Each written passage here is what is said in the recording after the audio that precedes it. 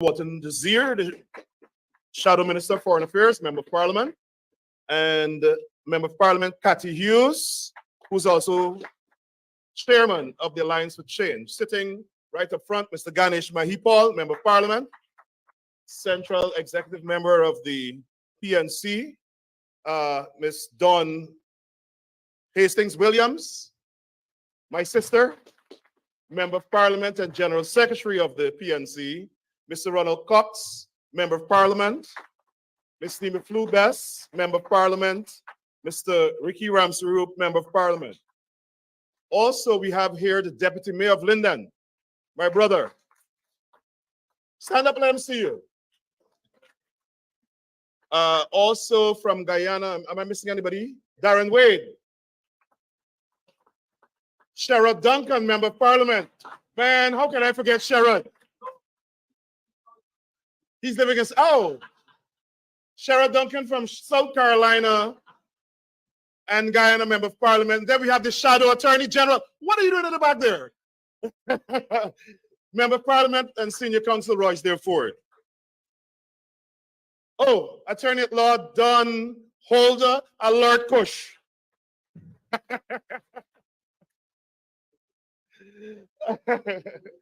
Darren Wade, Ms. Sampson, Olive Sampson from Ipadije, welcome. Anybody else from Guyana missing before I also want to introduce you to the, he's not from Guyana.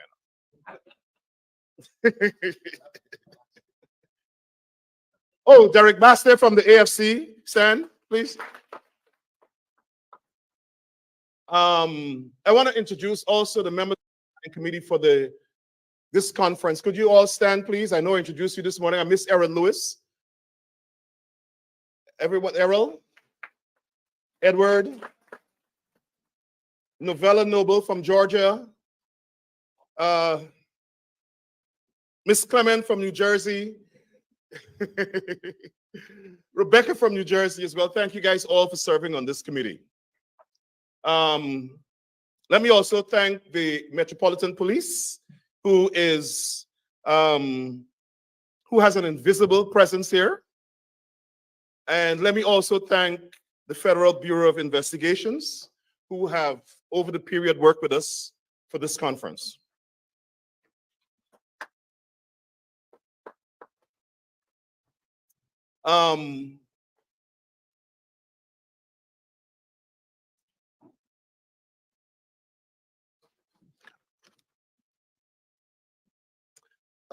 So before I get into the formal report of the remarks I want to make, I want to apologize for the two members of Congress who should have been here. We all know what is happening on Capitol Hill. We have an unfortunate situation where the government is possibly grinding to a shutdown, and so they have to be on Capitol Hill to vote, but we'll have representation. So again, welcome to the conference, those of you who are here and those people listening.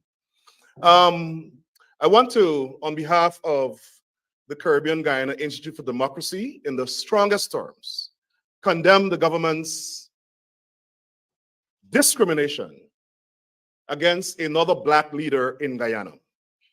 As you know, last night, David Patterson, who was traveling to the United States to meet with the Congressional Black Caucus, to meet with the leadership of the Congressional Black Caucus and the leader of the Democratic Party in the United States House of Representatives, was prevented from leaving the country, even though he received the permission of the court to travel. It seems as though the Guyana police force and persons in the apartheid PPP regime are more powerful than the courts.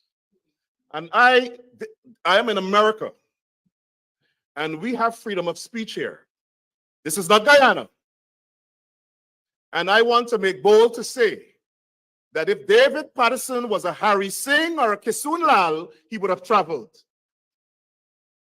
But this government has no respect for Black people and Black leaders in Guyana. And I don't know about the people in Guyana, but it seems as though the government is fomenting a revolution.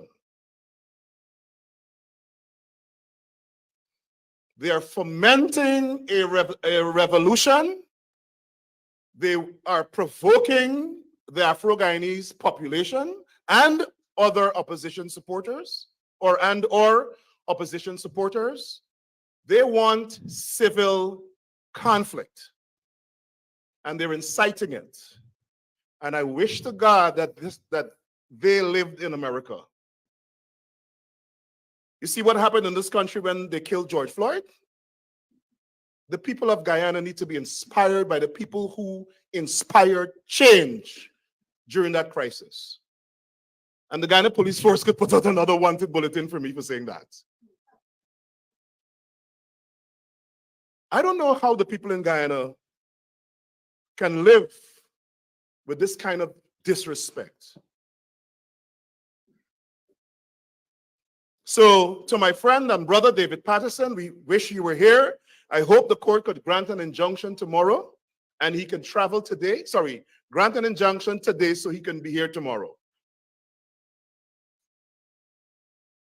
And when we meet with the members of Congress tomorrow, we will say our piece. I know that the opposition leader and the theme met with them today, but we will have our piece when some of them come to meet with us tomorrow and when we go to Capitol Hill tomorrow.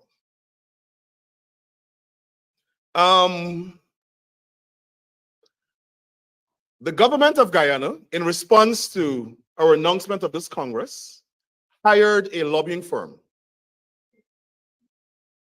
paid them $300,000 US to defeat this conference. 300,000. I have the contract, so they can't deny it. While little children in Guyana go hungry, this apartheid regime is spending 60 million Guyana dollars to come to America to try to defeat this conference. Try to defeat Americans planning in America. They think that they're world power because they have access to oil revenues. But I want to promise you this. We will defeat them. We will defeat the agenda they have. The reason why we have this conference today is because we want change in US policy. And I don't care how many senators they meet. I don't care how much money they spend. The message that we're sending to them today is that there will be a change in US policy. And for those of us who live in this country, it is incumbent on us to pressure our elected representatives, to pressure the Biden administration to ensure that there is foreign policy change in Guyana. And I know that they're watching this conference. I know that they're watching my remarks. So it doesn't matter how much money they spend. There must be a change in US foreign policy on Guyana. That is our promise and we will deliver it. Just like they spent $300,000 to stop and or disrupt this conference, but we're here. And for a racist government who campaigned for Donald Trump, who told their supporters to vote for Donald Trump, I'm appalled that they're sucking up to Democrats now and boasting about meeting. And we will say that on Capitol Hill tomorrow. And when the representative from the Congressional Black Caucus comes to address this conference tomorrow, we will say the PPP government is for the Republicans. All the time they were paying Republicans. It was the Republican strategists and consultants who got Donald Trump elected, got them elected. And now they're running, kissing the asses of Democrats. I'm going to be very frank today. I came up to Washington to war. I came up to Washington to war and to Bar Jagdeo. He has been waging a war against me for the last 5 weeks. He said I'm a criminal. So I was happy to go back on TV and tell him the criminal is the person his mother made. The criminal is the person his mother made.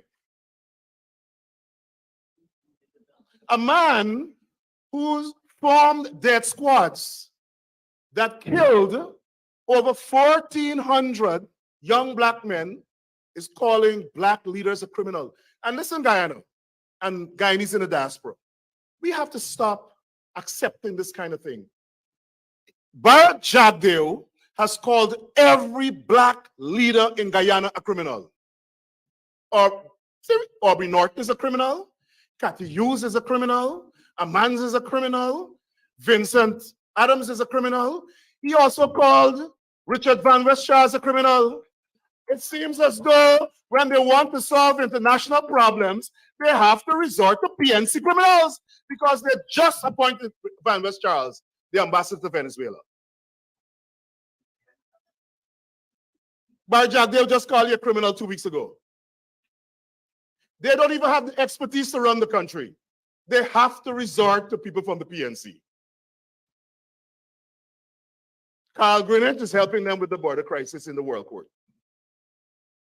Now they're sending a PNC person or PNC-oriented person to Venezuela. And he said that we are committing a crime in the US. Suddenly, Bar Jagdeo is an expert in US constitutional law. He said we shouldn't be lobbying. That's against the law. We have how many lawyers in here? 1, 2, 3, 4, 5. I need advice from Bar Jagdeo, who's a half-baked economist from some community high school in Russia, to tell us what the US law is. I wonder if any supporters in Queens write their congressperson if that's lobbying. Or is it because we're black? We shouldn't have access to the rule of law. And what he has demonstrated is his racist, congenitally racist orientation.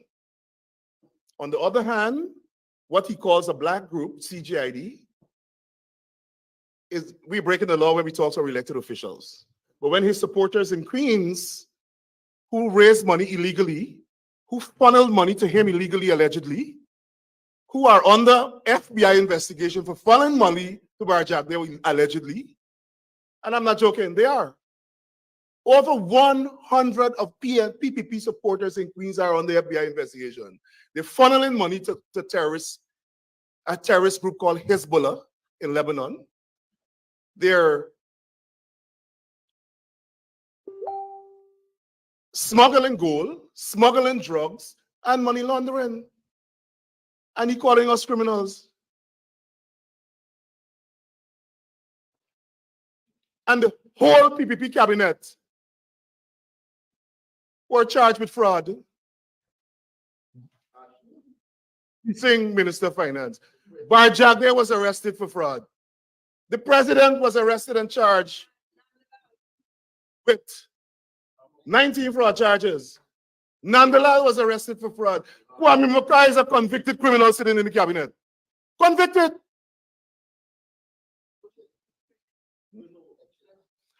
Somebody said another one whose name ends with Jill is also a convicted criminal.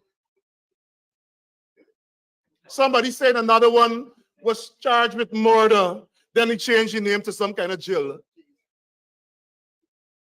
It is the disrespect for these people. And we are often ask ourselves, the Afro-Guyanese in the PPP, why they have to strip themselves of their identity to be in the PPP. You ever heard anyone in the PPP talk about injustice to black people? Todd, Edgel, Waldron, and I don't mean to attack her as my cousin. But like she has also stripped her Black identity. It's disgraceful that we have to come to Washington to petition our government for justice in Guyana. And a member of Congress told me last week, many of you saw that I was here all week last week for the Congress of Black Caucus, and she said to me one thing that struck her, and she kept asking herself, why is the government of Guyana coming to Washington to tell the Congressional Black Caucus about their so-called plan for inclusion in Guyana when they haven't even told the Guyanese in Guyana? So this is a total stranger to the political scene in Guyana, and she wants to know why they're coming to Washington to tell them that they're inclusive when they haven't even come to the population in the diaspora or said it to people in Guyana. They don't have any plan. That's why we're here. That's why we're here. And the fact that they think that they can stop us from meeting in our country shows that we're on the road to not only autocracy and dictatorship, but apartheid governance. And we have to stop it, even if it's through revolution, a political revolution. Black people in Guyana will not live under subjugation from the PPP. No. The last time I said something like that, the Guyana police force put out a wanted bulletin for me, as if that's going to stop me from talking. Just like they stopped David Patterson from leaving the country. The Guyana police force. The police officer told David Patterson a note was entered into the file saying he can't leave the country by a police officer when a judge said a magistrate said he could leave the country. In some countries, look what happened in Philadelphia last night. Look what, you know what happened in Philadelphia last night? A judge set a police officer to kill a black man, set him free, and they almost burned down the whole city last night. I'm not saying that's what you must do in Guyana. But people must stop being cowards and confront this government. We in the diaspora can't carry the struggle. We're not on the ground. We want to see the young people get involved. We want to see everybody get involved. And that's why we have this conference. We want to talk to our legislators and our government officials about US policy. This is what this conference is about. The people in Guyana, this is what this conference is about. This is not necessarily about what's report on what's happening on the ground. No. This conference is about accessing, as per our constitutional rights, our elected officials. The Constitution says we have the right to petition our government. And we want the US government to change policy. And I noticed Assistant Secretary of State, Brian Nichols, lie to Enrico Wilford. Lie. He's part of the Biden administration that this government campaigned against. And he's lying for the PPP government. He told Enrico Wilford that he received no request for a meeting and was not aware that the opposition was in town. He wrote me, Brian Nichols wrote me, explaining to me that he and the Secretary of State are traveling this week. And they are. Yet he told Enrico Wilford he was not aware, and he did not increase the request. Something is rotten in the State Department. And the policy of the State Department of only meeting with government officials is wrong. And we will force them to change it. We will not stop, This next forum is going to go straight to the White House. This next forum is going to go straight to the White House. And like I said before, this is America where we have freedom of speech. And we don't care who has what title behind them. The fact of the matter is that Joe Biden and Kamala Harris are the ones that have to face the voters, not Brian Nichols. And we have a serious situation where Guyanese all across America, over 800,000 people, are forming a hardened position of opposition to the Democratic Party because of the situation in Guyana, and it has to be addressed. It has to be addressed. We want Joe Biden and Kamala Harris to win. We want Joe Biden. We are political. We are political. We're not afraid to be political in this country. And so the people in Georgia and Arizona and Pennsylvania and Connecticut and New York, we have a right. We have a right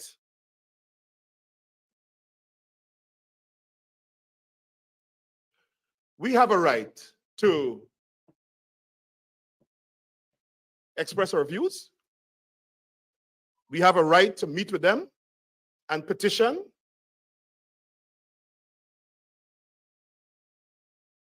And we are not going to allow either the PPP or the people in the State Department to act in any way, or their actions to deny us our rights, deny our family back home their rights. And we're very concerned, and we will express this tomorrow, we're very concerned with the information that has been sent to Washington from Guyana through the U.S. Embassy. And let me say this. This conference has nothing to do with the opposition in Guyana. This is not an opposition conference. We've invited some of the opposition members here. This is CGID, the American organization. The organizations that are here are American organizations. So we don't want anybody to run away with the idea that this is an opposition conference and the opposition has come to Washington like Barry Jagdale has been saying. No. So we decided to convene this conference because, one, we want to highlight the injustices in Guyana. Two, we want to discuss the U.S. policy in Guyana. We want the U.S. government to acknowledge our concerns. And over the years, the State Department has not adequately addressed our concerns. Congressman Hakeem Jeffries called for the ambassador to resign, and the State Department didn't act. Unheard of. 7 members of Congress expressed concerns about what's happening in Guyana. And the U.S. administration has not adequately addressed those concerns. In his letter to me, and I understand that he says he's going to meet with us at some point in time. Oh, I can't wait for that meeting. The Assistant Secretary of State says the U.S. government is working with stakeholders in Guyana to promote inclusive growth. Anybody of you know who anyone of you know who the State Department is working with to promote inclusive growth in Guyana, other than going to Guyana and meet the government?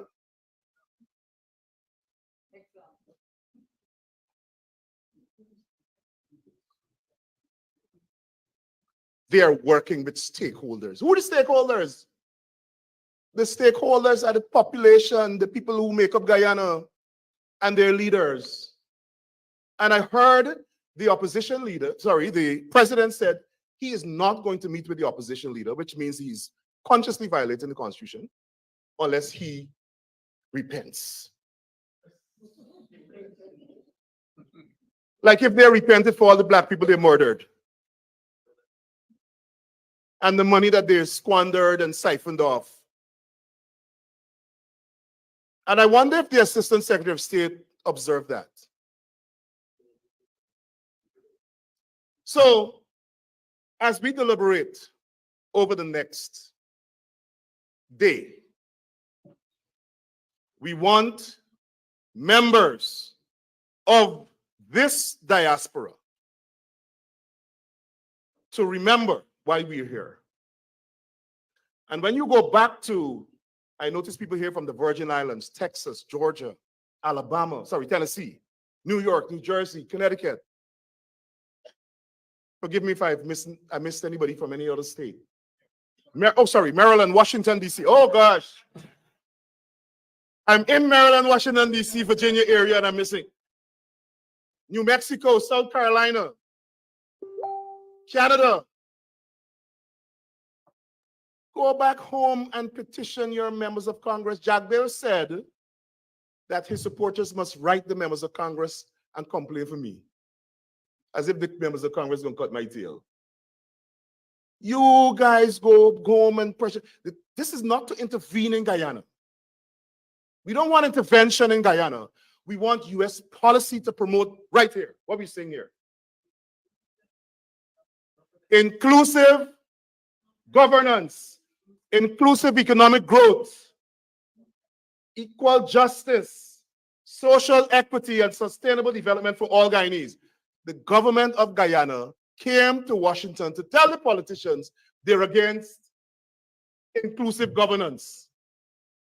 They came to Washington to tell the politicians they're against inclusive growth.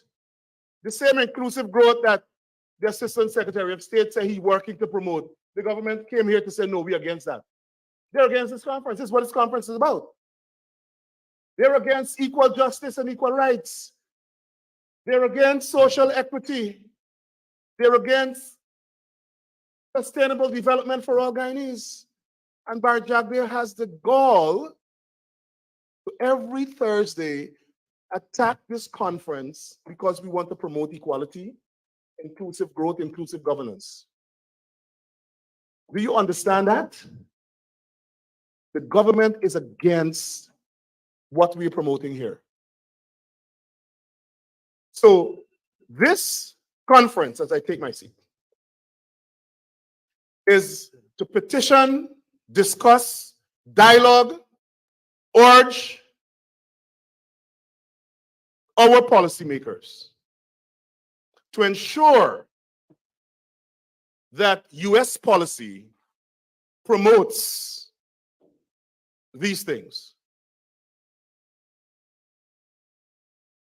We can't have any longer hypocrisy where you're attacking North Korea, you're attacking Iran, you're attacking Russia, you're talking about Myanmar or Burma, and Guyana is right in the backyard and we're ignoring it. We're ignoring an apartheid regime, racism, discrimination, shutting out of the opposition to represent half the population of the country. Half the population of the country. Sorry, more than half. Stand corrected. So for us in CGID, every time they strike, we will get more defiant. We'll be more resolute. They want a confrontation with CGID. We're ready for the confrontation. So long as it's changed, they want to put out wanted bulletins, we will tell them, put them out. Put them out. You want to stop David Patterson? To me, they would have to stop the whole country.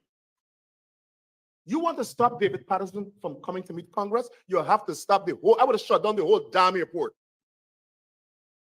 Forgive me. I cannot stand the disrespect to our black leaders. And we in the diaspora will not put up with it. And they came to Washington. They're conducting a very nasty campaign. We're going to meet with the Justice Department to see how legal that campaign is, where they have their lobbyists writing every person that we're supposed to meet with propaganda. They came, they attacked the Attorney General of New York, and they think we forget.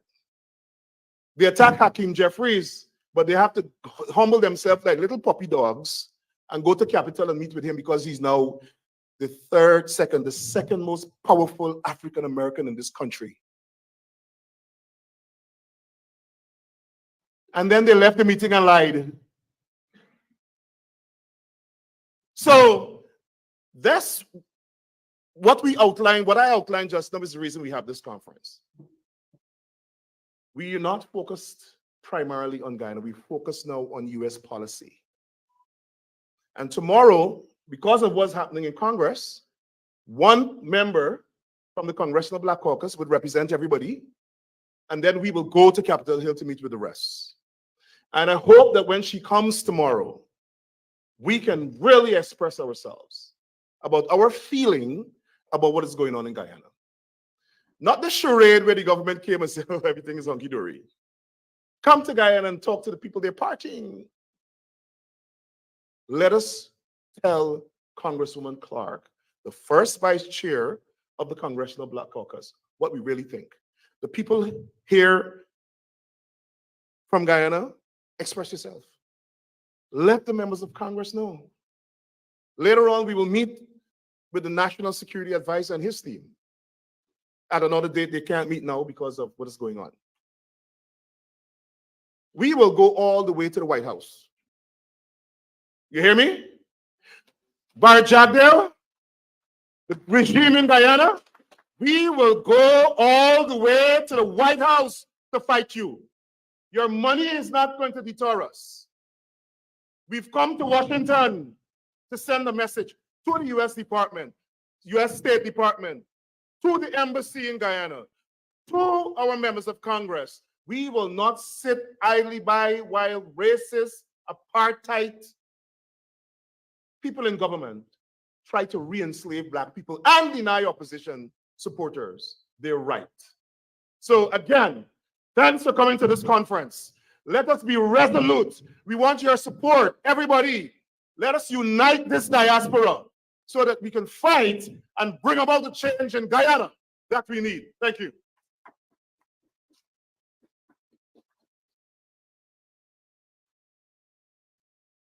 Thank you, Mr. Burke. Another round of applause to Mr. Burke, please.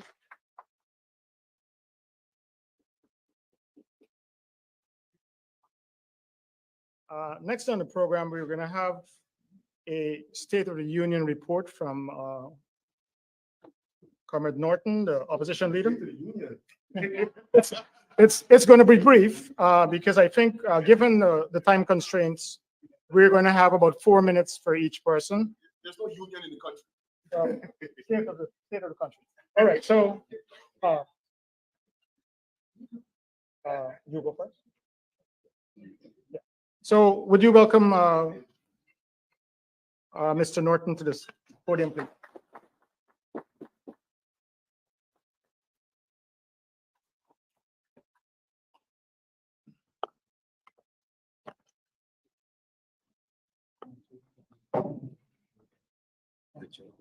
Mr. Chairman, all present, it will be remiss of me if I first fail to correct that this is not a State of the Union. As I understand it, I'm asked to give you an indication of our engagement on the Capitol Hill. And so I will proceed to do that rather than to even attempt a State of the Union. But that would have been simple because I could have safely said, if it is Ghana you're talking about, it's this union. Now, permit me to thank CGID for the invitation to be part and parcel of this activity. Well, you're not getting volume? Are you getting volume now? Yes, I was saying permit me to thank CGID for the invitation to be here. Permit me also to thank you all for coming here.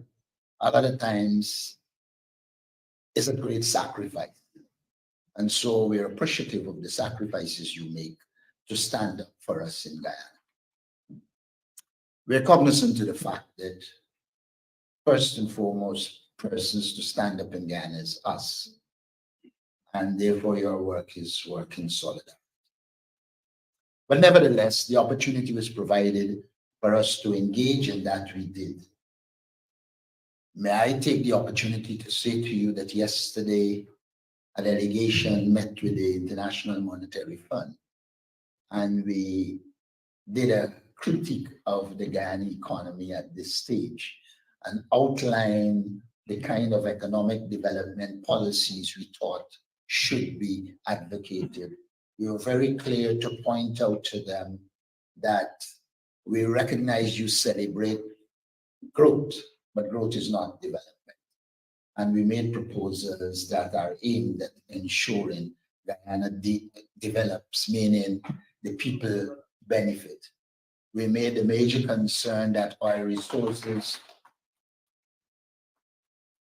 we pointed out that oil resources were not meeting the people of our country, and that with our people-centered development strategy, we will do everything to ensure that oil resources meet our people. We also took the opportunity, like we did this morning, to identify to them that we have developed what we call the people-centered development strategy, and that people-centered development strategy is geared towards ensuring a quality life in Guyana. Of course, before I got into the presentation at Capitol Hill, we have heard the fact that David Patterson was prevented from coming, and we did indicate to them that it is symptomatic of the authoritarian nature of the government. We made that point very clear. This morning, we outlined clearly the situation in Guyana. We have said in no uncertain terms that the government is hurtling towards a one-party state, and that they have removed the guardrails of democracy. We pointed out that they have no interest in transparency and accountability, and was very careful to show them that one of the worst things the government did, change the quorum of the Public Accounts Committee from one in which 3 members constituted a quorum to one in which you had to have some from government and some from opposition. And having made that change, they refused to come. And so you had 15 sessions that could not come off because the government did not turn up. And we pointed out that that is a clear indication that they have no interest in democracy, they have no interest in transparency, they have no interest in accountability. Now, in that presentation, we lamented as well the politicization of the Guyana Police Force. I'm on record as saying that the present acting commissioner is neither certified nor qualified to be an acting police commissioner. And that once it is dependent on the opposition leader for confirmation, he's dead sure to die at Hollywood and actor. We were very clear that the government does not provide resources for local government councils that were won by the AP and UAFC. And we pointed out the disproportion between what is given to the most populous region, Region 4, in comparison to the PPP stronghold, Region 6. It is my sincere view that those in Capitol Hill have an understanding. They particularly asked us for our development plan, and I was able to identify many aspects of our development plan. First of all, pointing out that we think the government over-focus on infrastructure is really a mechanism for corruption, and that we believe that it needs to be realigned. That development occurs when human resource development is critical. And so we identify our plan to ensure that there's human resource development. We indicated that we will do the necessary surveys to ensure that our educational and training programs align with the needs of jobs in the society. And I think we were able to identify other elements of the plan, including diversification of the economy. We repeated our recommendation to the last budget debate that there is need for intensification and actual placement of agriculture in the hinterland areas, particularly regions 1, 7, 8, 9, and 10, which is not totally hinterland. No parts of it are in the hinterland. It is my view again that we have been able to outline to them where we intend to take Guyana as a country with oil resources. We have made it very clear to them that education, general social services, healthcare, all of those we believe are the responsibilities of the government, and that as a government, we put mechanisms in place to ensure that those services are provided while simultaneously that the economy grows and is successful, so that it doesn't become a burden on the people of Guyana. We have pointed to the mismanagement of our resources, the virtual destruction of democracy in Guyana, and we made it very clear for them, a government under the APNU, AFC will open new vistas for cooperation, etc. We were clear that there's a confluence of interest between Guyana and the United States of America in the sense that they pursue freedom, they want safety and security for people, things that we all subscribe to. I think I've already exceeded my 4 minutes, but what I can say out of the meeting is that I think we have been able to give a true reflection of what Guyana is and to place yourself in a position where we are seen as the government in waiting and would generally take over the country in the quickest possible time constitutionally.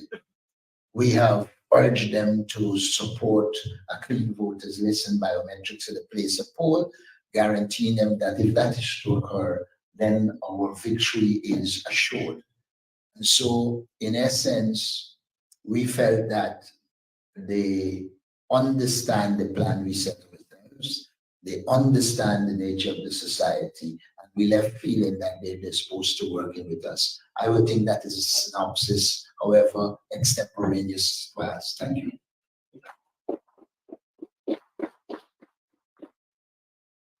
Thank you, Mr. Norton. Before we move on to Amanza Desir for some brief remarks, bit of housekeeping. I was reminded by my colleague in front. We need some rules in terms of people are streaming live. There's no need to do that. We're asking you to turn your phones off. Sherrod is already streaming live. And we also need to minimize movement because it's a live presentation. So if you can cooperate with us in that regard, that'd be nice. Yes, and also if you can put your phones in silent, that would be good. Now I'd like to invite Amanza Desir, the Honorable Amanza Desir, to the podium, please. Walter Desir.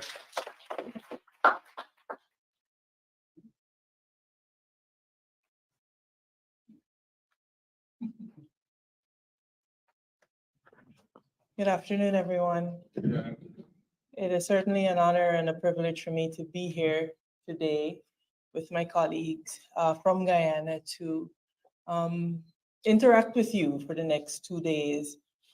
You know, we are elected officials, and whilst we do not comment on the internal affairs of sovereign nations, we certainly want to thank Rick Ford and the team at CGID for the opportunity to come to share with you information that will certainly help you in your deliberations as you seek to effect the change that you are hoping to see here in the USA.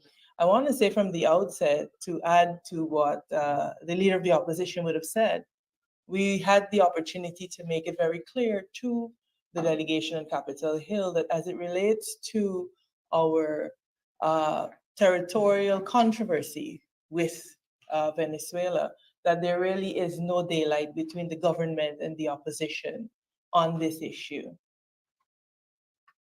I want to be very clear that we will support and we will continue to support the government of Guyana on the steps that they're taking to defend our territorial integrity and our sovereignty.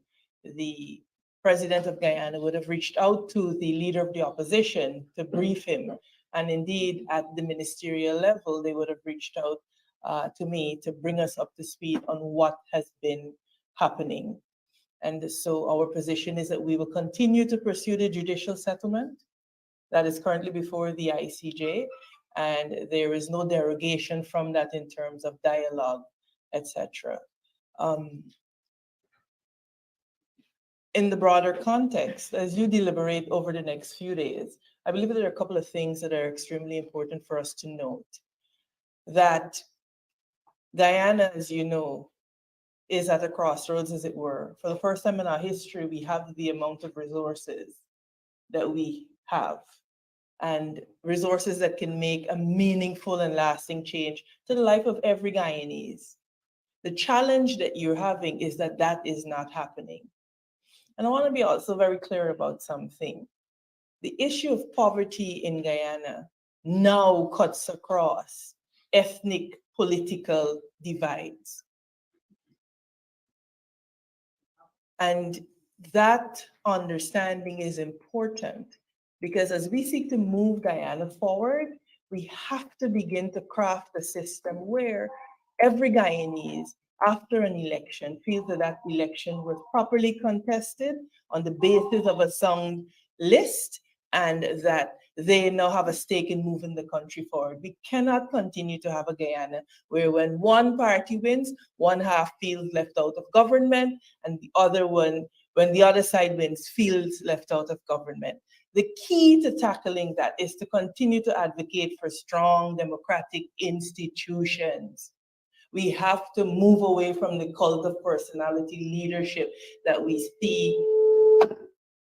see being perpetuated today in Guyana. And so as you deliberate over the next few days, those are some of the things that, in addition to my portfolio on the Venezuela-Guyana issue, that I really wanted to leave with you. We have to begin to craft an earnest way forward. You here in the diaspora, you have a role to play in terms of advocacy to your state representatives. Now it's time for action, respectfully. We've planned, we've talked, we've planned, we've talked. Now it's time to put pen to paper, cursor to paragraph, and to begin to write. Two quick challenges that I wanted to outline because it continues to be an issue. The provision of empirical data. When we speak, one of the challenges that you have is that they say, oh, where is the information? And it's a catch-22 situation because what you have existing is a situation where the opposition, for example, in Guyana, they're not afforded the resources to do the research that is necessary to get to that data. And then the constitutional offices that are obliged under the Constitution to provide information refuse to so do. So when, for example, we write to the Commissioner of Information, you get no response. When you write to the ministers in the National Assembly, you get no information. And so there is this catch-22. You want to say that discrimination exists because you live it every day. In order to be able to prove that in terms of numbers, you have to have people mobilized and going into the community. Now, yes, you do have elected representatives, but certainly they do not have, in terms of the numbers, just the sheer numbers, the ability to go and to mine and to gather that data on the scale and scope that is necessary. So there's a lack of transparency. And all of these are issues that affect our ability to make data-driven decisions. So my 4 minutes are just about up, but those are some of the things that I wanted to leave with you. Our leader would have indicated a number of those other issues, and we're going to be here for the next 2 days, like I said, to provide you with the information that you need in order to be able to achieve whatever objectives you have set for yourself coming out of the conference. Again, I want to thank you. I want to thank the CGID for having us and for the invitation and for providing the opportunity for us certainly to meet with your officials on Capitol Hill. May God bless all of us and may He bless our deliberations for the next few days.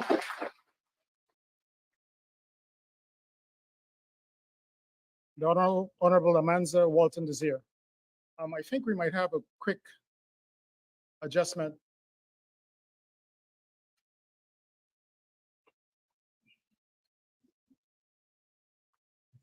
Because we are running into problems with time, we're going to,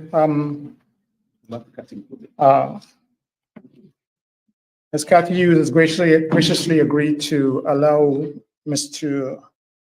Campbell, Ian Campbell, to do his presentation because he has another appointment he has to get to. So I'd like to invite Mr. Ian Campbell to the podium.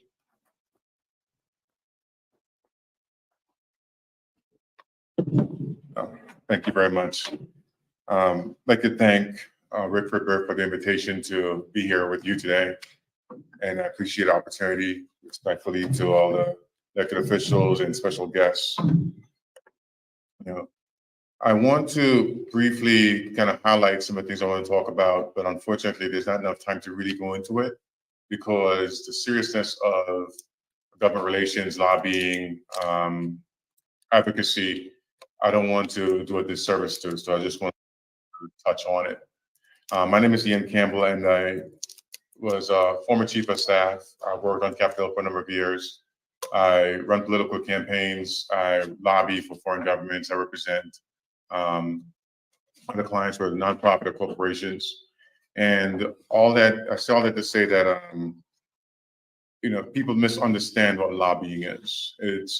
It's a common name that people throw around, but they really don't know what it is.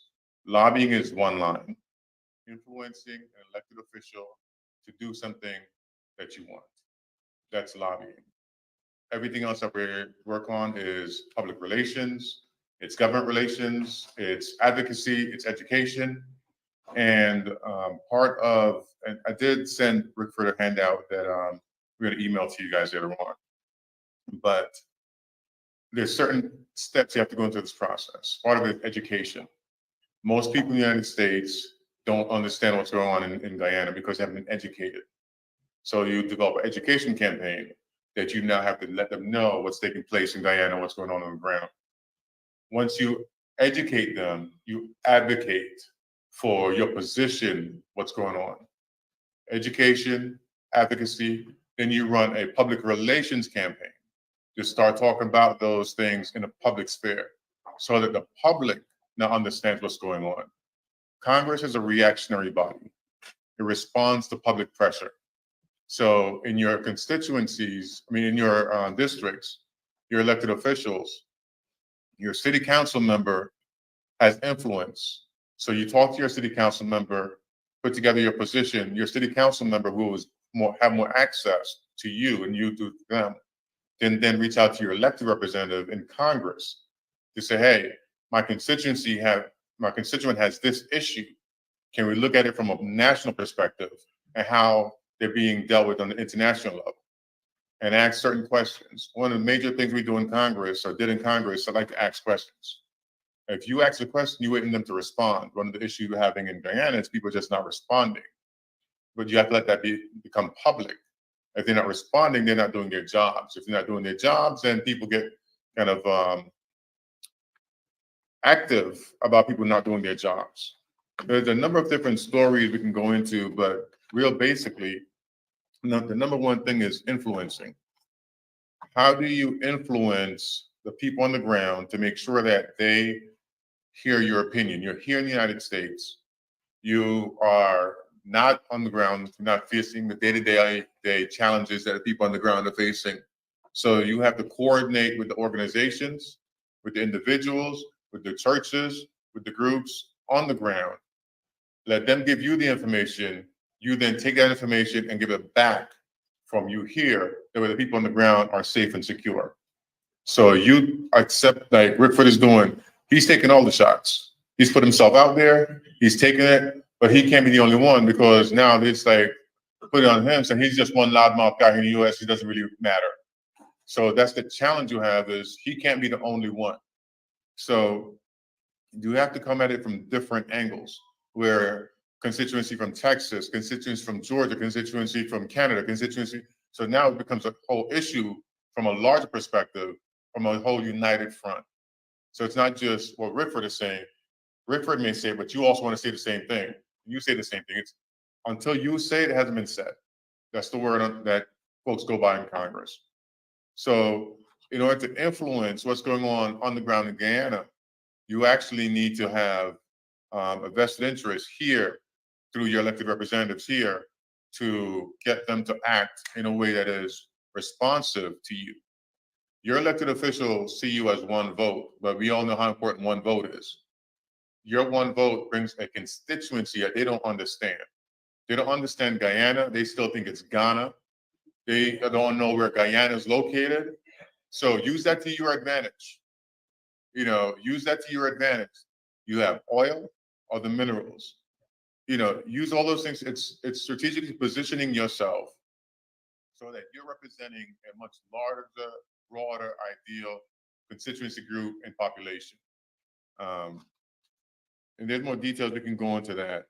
But information, some of the information that you have to convey the human rights violations, the disparity in economics, the what's going on in reference to criminal activity, what side is being abused and not abused.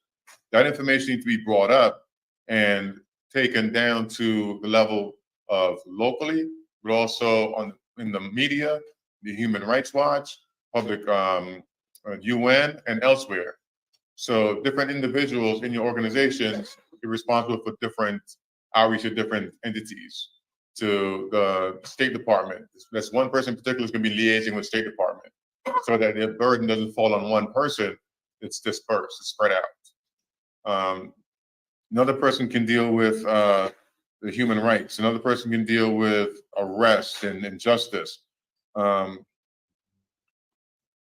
number one thing is, what's the plan? So is it a 5-year plan? Is it a 5-day plan? What's the plan when you leave here? We have enough people in the room that we get everybody's name, email address, put together a group, and now we can start following up so that we can say, when do you have availability? What can you do? Where can you support us in this endeavor? Some people are great writers. Some people are good with graphics. Some people are good with spreadsheets. Use all your talents. Don't do anything that you don't know how to do. Do well what you know how to do, and bring that talent and skill to the initiative, to the forefront. And I want to be very brief and stay on track. I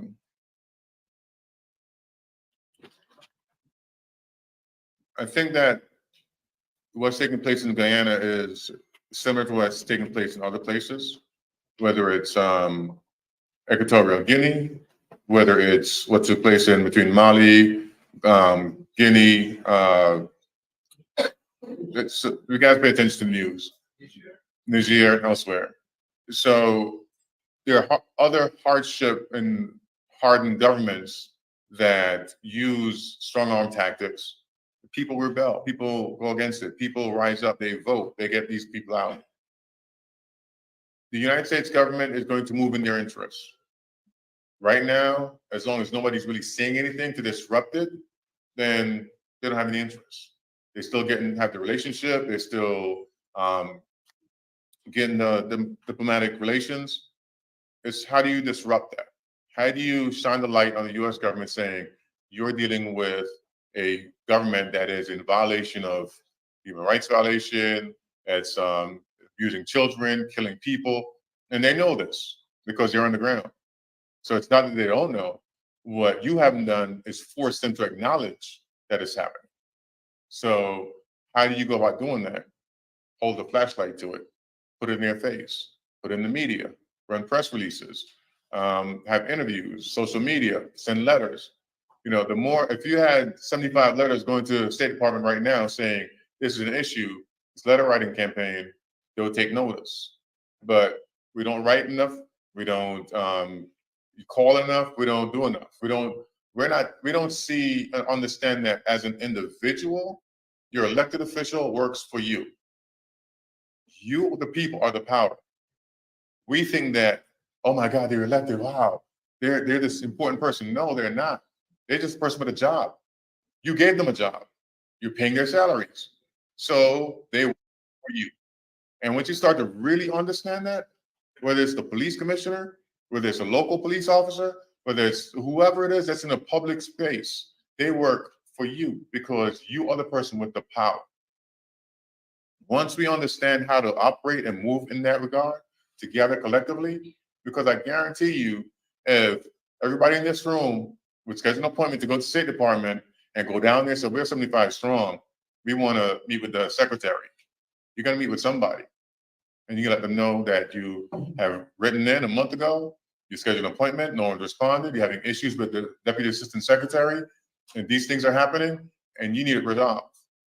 Next thing, you go to your member of Congress and say, I'm from this district, these are my colleagues, we're all here to meet with the congressperson, we're gonna wait until they show up. You have to take it into your own hand. You have to understand the power that you hold. I can't say that part on camera, that's another. But you have to get in the room. So what do you do to get in the room to meet with them privately? You guys know how to do that. So get in the room, have these conversations. The smaller the room, the better it is. The more direct, the more amount of times you can get in front of that person more regularly, you can build that relationship. There's a lot more that can be said across all spectrums, and I have many different stories. Congressman Carolyn McCarthy was a regular individual. She had an incident happen in her life. She became an advocate. She became a lobbyist. She became a member of Congress. Barack Obama was a community organizer in Chicago. He was one of the best community organizers, the best job he ever had. He became a member of Congress. That's community organizing and lobbying. That's what it is, it's lobbying. He became a member of the Senate. He became president and said, lobbyists are terrible people, no longer want them in my administration, except for the ones I give exceptions to. Little, controversy there.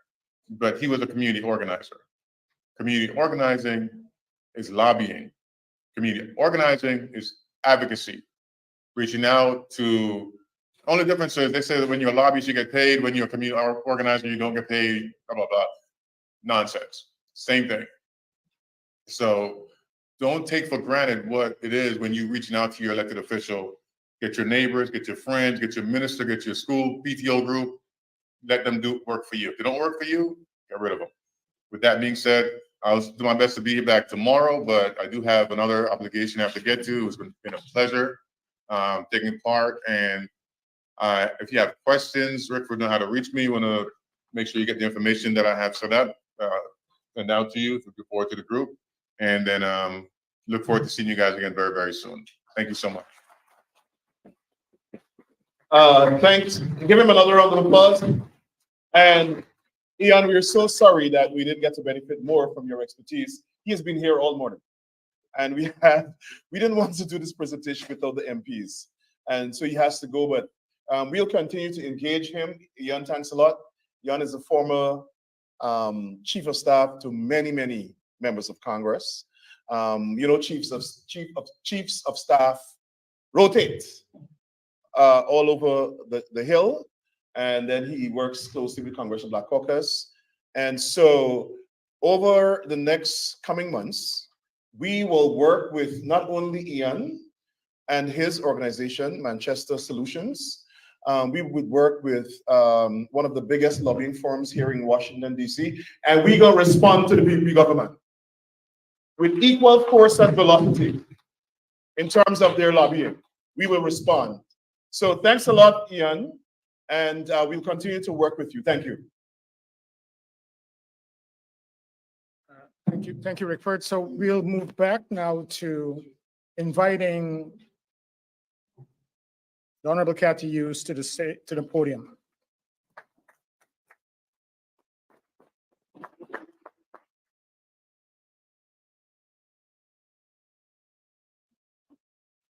Thank you very much. And it is really wonderful to be here.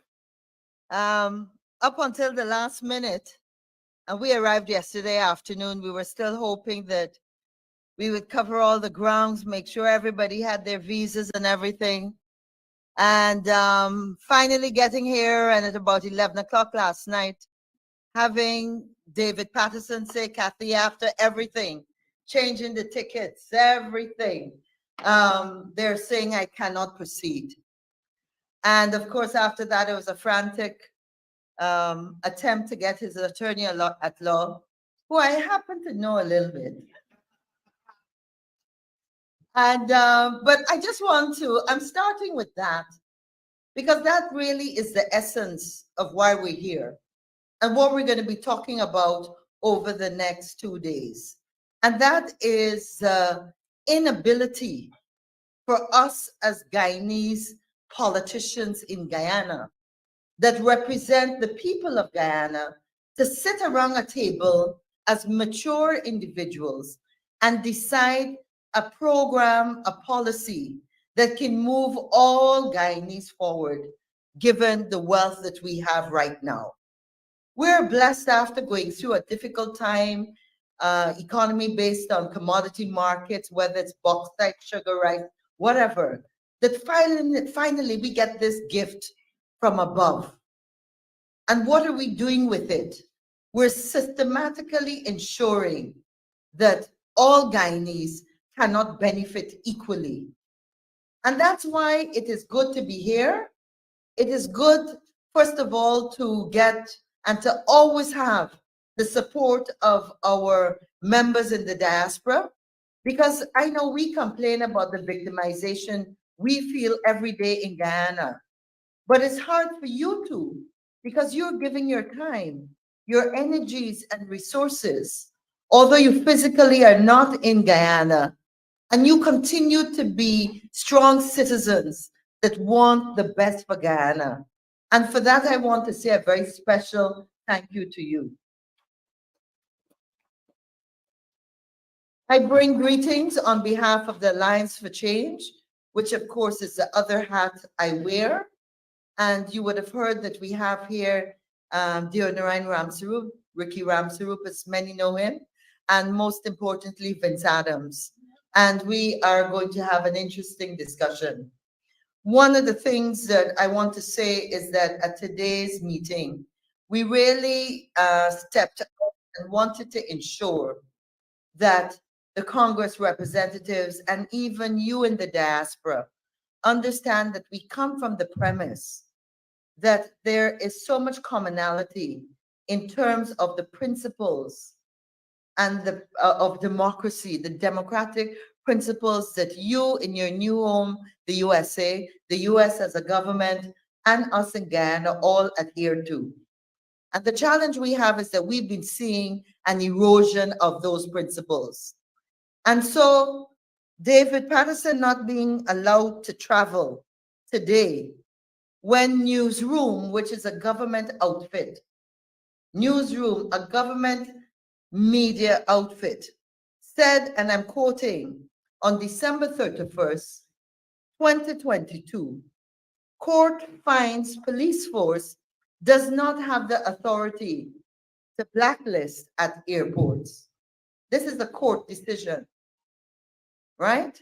The first line goes on to say, the High Court has ruled that the Guyana Police Force does not have the authority to blacklist people in a bid to prevent them leaving the country. So I'm raising that because sometimes we know with the misinformation that's out there, we're going to get confused and say, well, maybe because he's on some charge for peeing in the background after we have a country that doesn't have enough public washroom facilities. But that's a whole other thing. Exactly. But anyway, I want you to be quite clear when this discussion takes place over the next couple of hours and the next few days, that the courts have said that this is an action that is not acceptable. We do not adhere to that. And nowhere in David's dealings with the court was he ever told that there's a restriction on your movement. Now, one of the things I know that he felt very strongly about, and we all do, which I want to mention today, and which was part of our discussion this afternoon, is that what we're doing today and what is taking place in Guyana, we cannot sit down and just allow to happen. We can no longer say, oh gosh, I live in Guyana, but I better walk in my corner because it didn't make sense. It has to make sense. And I want you to understand the magnitude of the oil revenues that we are making. So in 2022, we're talking about 1.4 billion, not million with an M, billion US dollars going into the National Resource Fund. And so far for this year, the reports show that by June of 2023, we have 1.7 billion in this fund. And yet, the monies are being spent, as you all know, if you have family and friends in Guyana, the money is being spent on huge contracts, multi-million and billion-dollar contracts that quite often don't have the requisite studies, financial analysis, and even a situation where people can sit down as citizens of Guyana and discuss that this is what we need at this stage. Do we need all of these contracts when children still go to school with not enough food in their stomach? When so many of them still don't know to read and write? So this is why this is so important. Because even at the parliamentary level, and you could blame Cathy Hughes, the parliament, as far as I'm concerned, does not work sufficiently today. Our questions are not answered in a timely manner. In fact, today I was hearing that in the Turks and Caicos Islands, they map out the meetings that the parliament will have for a period of a year long in advance. We sit down and wait and hope that there's going to be a session. And when we talk about the recent legislation on petroleum, where they changed the legislation that the combined APNU AFC members of parliament had passed during our time, which meant that 22 people had to be part of a committee to decide on how this money was going to be spent. The government a couple months ago changed it. So it's only 5 people. And most of them have connections to the government or were chosen by the government to decide how this money is going to be spent. So 22 people that represented media, NGO groups, the trade unions, all these range of agencies that have a right to decide what is going to be done with that $1.7 billion, they no longer have a role to play. And it's 5 people selected or associated with the government that's making the decision on our money, mine and yours and every Guyanese out there. And this situation is totally unacceptable. So I hope to see over the next 2 days a partnership. I want us to focus on what we are going to do. We know what the problem is. We live the problem. But let's come out with an agenda of what the plan's going to be and what we can do together so that we can start to make a meaningful change. And today's meeting with the Congress was really, with members of the Black Caucus, was really an opportunity for us to put our concerns forward. And I want to thank the organizers of this conference for providing us with that opportunity. And I look forward to being with you over the next 48 hours. Thank you very much and God bless. Thank you very much. The panel has graciously agreed to accept 3 questions before we change over into the follow-up program. So if there are any questions, could you make them brief? Yes. Is there a microphone?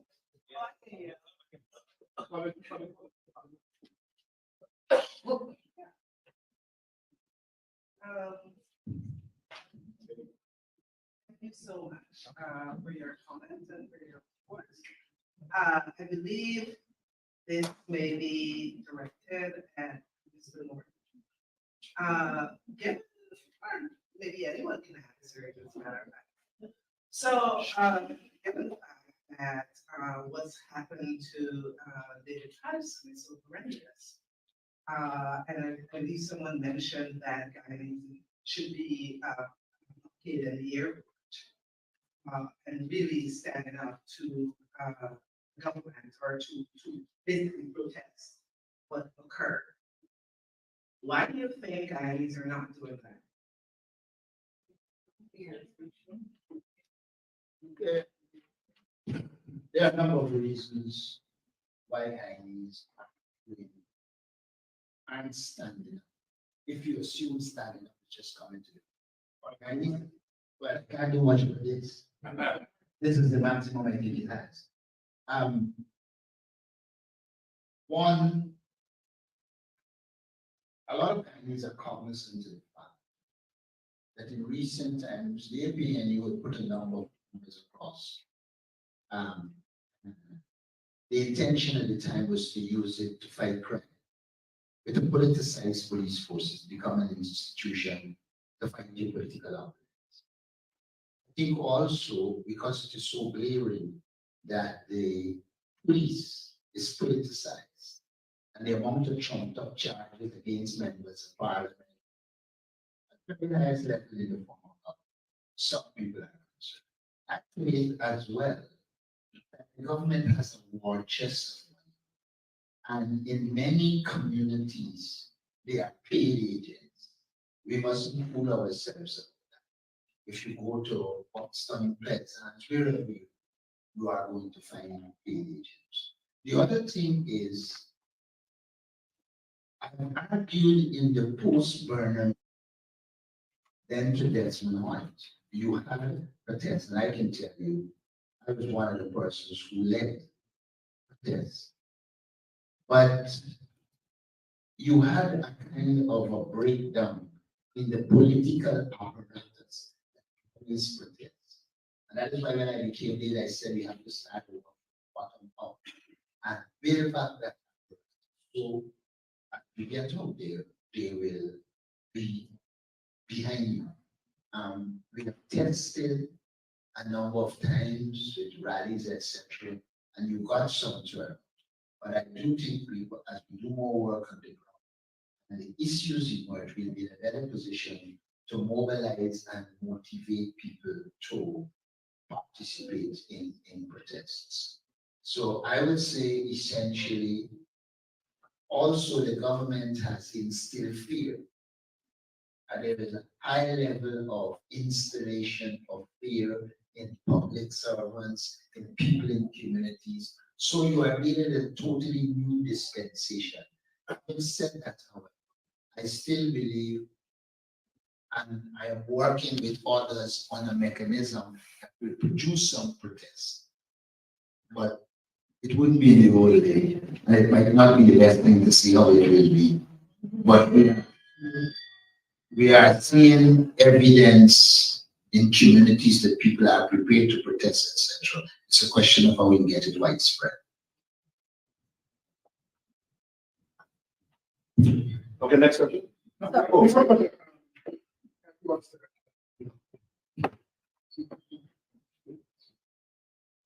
So I want to break it down to a very, very basic level. Towards the end of 2020, there was a very fairly large protest outside the Square of the Revolution where the teachers were protesting the fact that they'd not been given any increase in their basic salaries for a very long time. And I went down there, and when I saw the range of teachers there, I was really touched and quite excited. Teachers of every age, every color, every race, every type of hair. Not just saying, you have forgotten us. When are we going to get something? And I happen to be standing right next to a fairly young Indo-Guyanese teacher. And I'm being very blunt and honest in telling you this story. And about 5 minutes after we were standing there, 6 officers of the Guyana police force, dressed in cream uniforms, stepped up. And they literally, 2 of them had a phone in their hands. And if we were standing in the front row, they were where I am right now. And they came up to everybody and walked along recording every face, every person. And the lady standing next to me in panic turned around and put her back. And as he moved along, she said to me, I am a single parent. This Teaching is how I feed my children. I can't lose this job. And if we're under an illusion that there is an action following occasions like that, you know, because even the number two person or the number one real president in his press conference will be ranting and raving as who was where doing what. And in every normal society, like the society you live in, personal views, who you want to support, which protest you want to go to. So that is a real story. Multiply that all the time. You're gonna understand why people do not have the luxury of going forward, standing up on a picket line. Because it has real repercussions every day. Thank you. Thank you so much for that. I should have been the nurses protesting. Many of them didn't get the opportunity to return to work.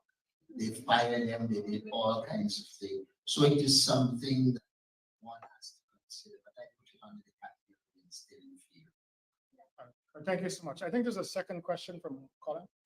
Yes, hello, everybody. And after you, we'll have Dr. Vincent Adams, and then you'll move on to the next panel. Sure, so my question. Go ahead, please. So, everybody, my name is Colin Haynes. The microphone here. Welcome, everybody. Happy to be in DC. See a lot of familiar faces. So, we're gonna take a little walk down memory lane. Going back to the Jaguar presidency, there was a dossier, and I'm sure members of the opposition will remember that Honorable Cathy Hughes that was prepared that showed all the people that died, all of these young boys died all over the country. So there's been history here, right? The history of people dying. Then during the campaign time, we had Cromwell. Remember him? Right, Cromwell, right? He was in front of the opposition, the government's the Attorney General. Nonetheless, right. Then you had so many other people that fell ill and died. My question is pretty simple. How long is this going to continue? You know, I hear from time to time, I'm writing articles now, and I have friends and family who are telling me, you know, Colin, you got to be careful and so forth. But there is a price to pay for everything. I think this conference, we have to get to that point that there's a price to pay. And we have to stand up and make it count. Because I went to South Africa early this year. Nelson Mandela paid the ultimate price, 28 years in prison. He lied on the floor. There was no carpet. You know, sadly, MLK got a bullet in his head. You know, many other people. So how long is this going to continue? And I hope that from this conference, not only, guys, we're going to talk about the issues, but we have to form an action plan, right? Even within ourselves. I'm a Lindoner, I'm a revolutionary too, right? The deputy here, I see him, one of my friends I went to school with. So yeah, we have to get revolutionary, because sitting down is not gonna cut it. So let's get to work, guys. So Colin, that seemed more like a statement than a question, but No, I'm actually asking the question, how long and what do we have to do? What is the action plan? What do we have to do to now translate from talking to action? Okay. Because it matters. Let me see, who wants to take two? There are two elements at any time in a protest. And let me tell you, based on experience. First is consciousness. People have got to be conscious and understand that this is the only option. And I think we are still in the process of raising consciousness. The second condition that is critical is what they call the objective conditions. Things like poverty, the violence by the police, etc. I think a lot of the objective conditions exist. We have to do more work on consciousness, and we have to do more work on putting units in communities to help us to, when you're ready to make whatever wave you're going to make, you can make that wave. But I keep warning that you're living in the time, and sometimes it's difficult to trust anyone to even say, this is what we will do. A lot of people don't like it when I say it, but a lot of the successes I think we will achieve It's when very few people know. Thank you. So let's move on to, Quickly, just, hold on. I just want to respond. Colin, I'm not going to use any diplomacy. One of the reasons why we have this conference is because CGID firmly believes that there must be justice for those people who were murdered by Barjack's regime. Must be justice. For the life of me, I cannot imagine over 1,400 Black people were murdered, a genocide, and the country moves on. And Barjack there could boast at Roger Lunchan's funeral that is an achievement. That genocide is an achievement of Roger Lunchan. It's an achievement of Barjack Hill. And he must pay for it. One of the things this conference will do is ask the Congress to sanction Barjack Hill. And as I take my seat, I went to give a talk at a church, and a young woman whose brother was murdered by the death squad was in the audience. And you know, she asked me, there's been no justice for her brother and the 1,400 others who were murdered. Would it be justice if they campaign now, wage a campaign of vengeance against Barjack Hill and his people? I leave Guyana to ponder that. Right? Would it be justice if there's an uprising and people target Barjack, those people just like that? Let the country ponder on that. We must have justice for those Black people that were murdered. I refuse to accept that these people can kill Black people and get away with it.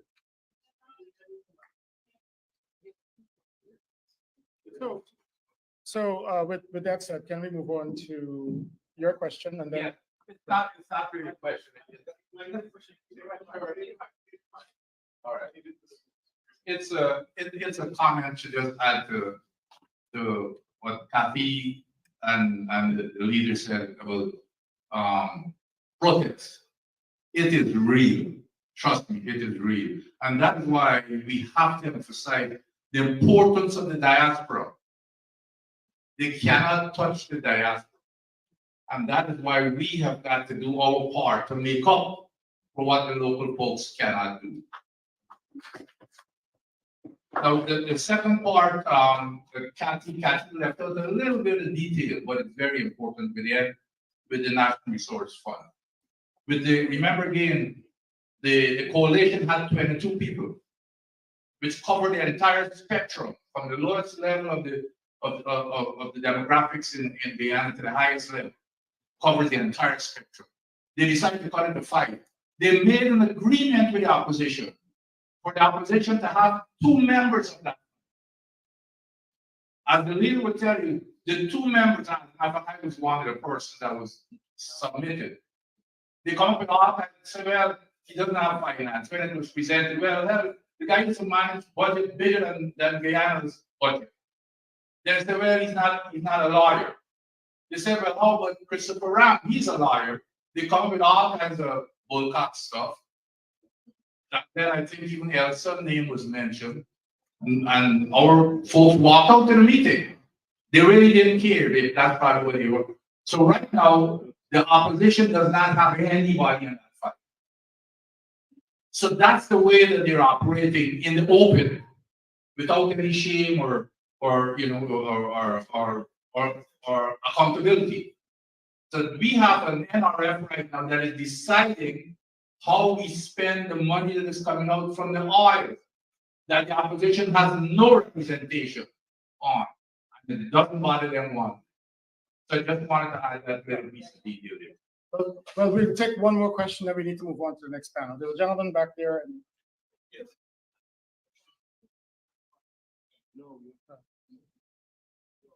I have a question for Rick Ford. While I quite agree that there ought to be justice, I'm wondering if sanction of Jack Joe would be adequate justice. Now, if you're talking about conducting an investigation on the 1,400 that were killed, how do you propose to proceed in that investigation when all the records would have been smeared, don't exist anymore?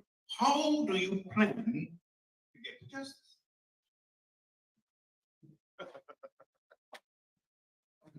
I'm not the DPP, but people are still around with knowledge of this. What we want is the international community to come together. The US government mobilizes the international community for Ukraine, they just sanctioned the former vice president of, they just sanctioned the former vice president of Panama for corruption and the same kinds of things. Not because Bar Jagdeo has access to oil money and he could hire a lobbyist for $300,000 to defeat a conference that he must get away with, allegedly mobilizing a death squad that killed over 1,400 people. The United States has to be consistent. The United States has to be consistent. So the United States, and we hope this new ambassador will take this matter up, we will pressure the hell out of the State Department. There must be an investigation, an international investigation of these people that were killed. If any one of us, and Mr. Houston has a son that was murdered by the death squad, killed. What do we tell him? What do we tell the mothers? That they just get killed? And the, what, 10 years, 15 years pass? No explanation? And then the miscreant of a man can go and boast in a memorial that the police, we couldn't trust the police and law enforcement leaders, so we had to take action and kill criminals. They're calling the people criminals, just like they're calling me a criminal. The pretext is that that's before they murder you. And even if these people committed crimes, the Constitution has a prescribed process for how criminals are treated. You charge them, you try them, you prosecute them, you try them, a judge and jury make a decision. Not the PPP, not a racist with a prejudice against Black people, murdered all of those people, and then could pronounce that, oh, they were criminals, so we killed them. And the society accepts that. We have to change the paradigm. So what I don't know what is the solution to the investigation. I don't know what evidence there is. But I know that the Bush administration condemned the Bar Jagdeo's government for that.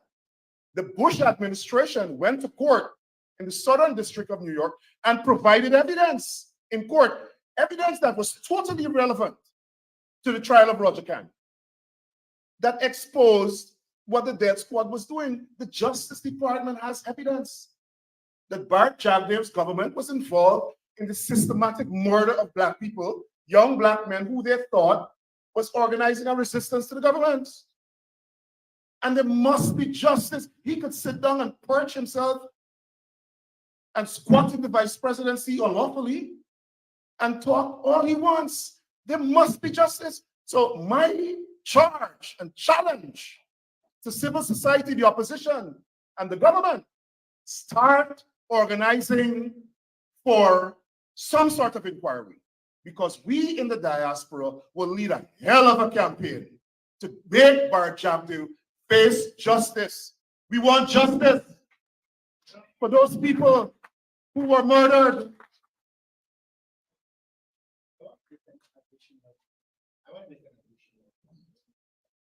While I agree that there is need for the justice we're talking about, in a recent press conference, I did talk about restitutive justice.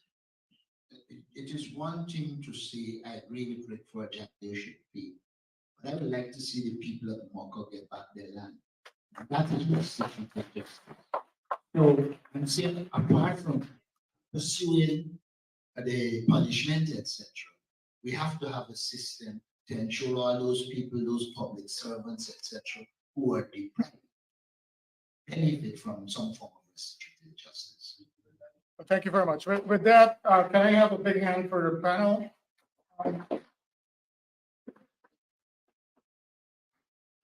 I'd like to welcome the Honorable Roy Ford, Senior Counsel Honorable Ganesh Mai Paul, Ms. Olive Cannons Sampson, the Honorable Don Hastings Williams, and Dr. David Hines to the podium, please.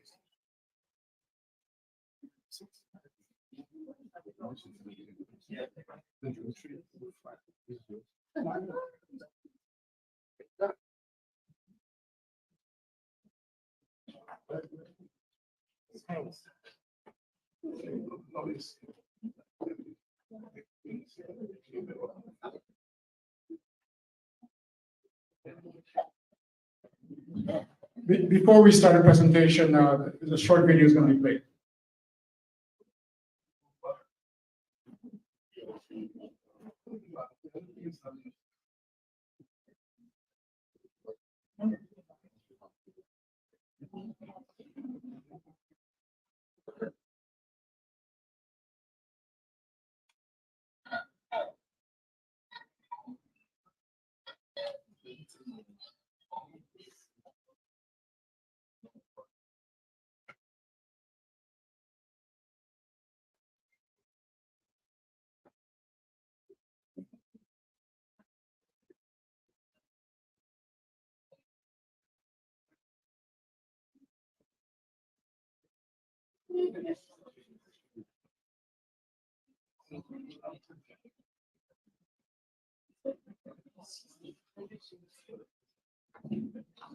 There's a loud murmur in the room. If I may beg your indulgence, can you just keep it down, please, so we can listen to the video?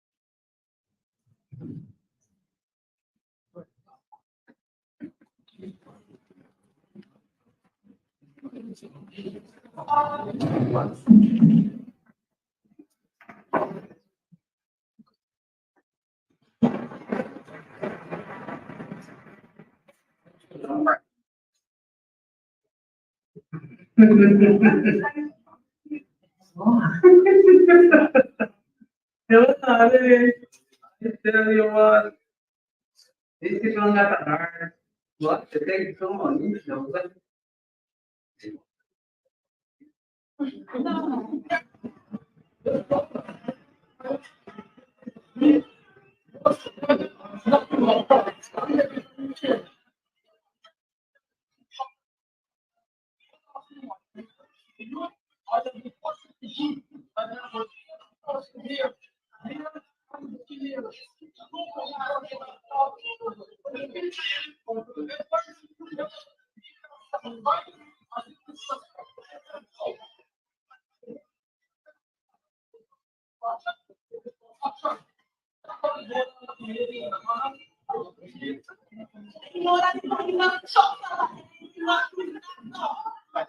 Commander is making this thing.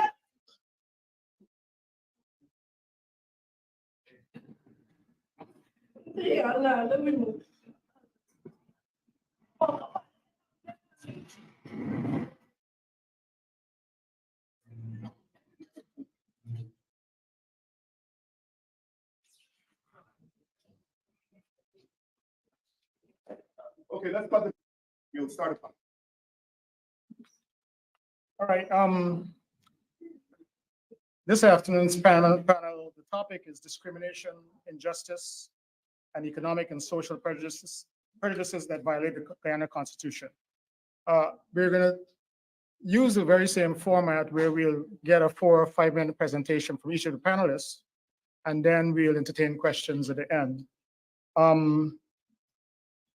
I believe, Dr. Hines, you're gonna go first?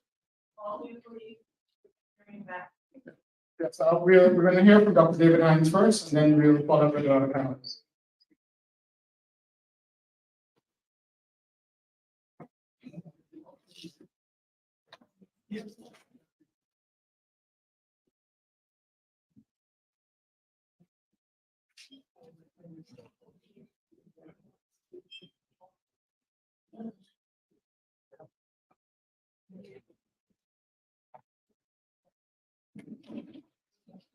Good afternoon, members of Parliament and organizers of the conference, and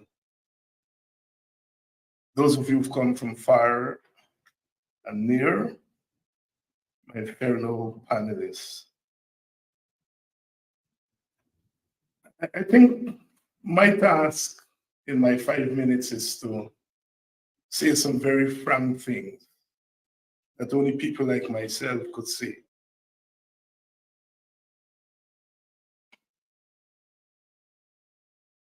I want to begin by saying that Guyana is a changed place. Let's stop denying. Guyana is not the Guyana we left 20 years ago, 15 years ago, or even 10 years ago. When it was announced that we found oil, that's it. That's it. Everything is before that and after that. And whatever we think about, whether we think about protest, whether we think about revolution, whether we think about change, whether we think about organizing, they have to be done against the backdrop of that fact.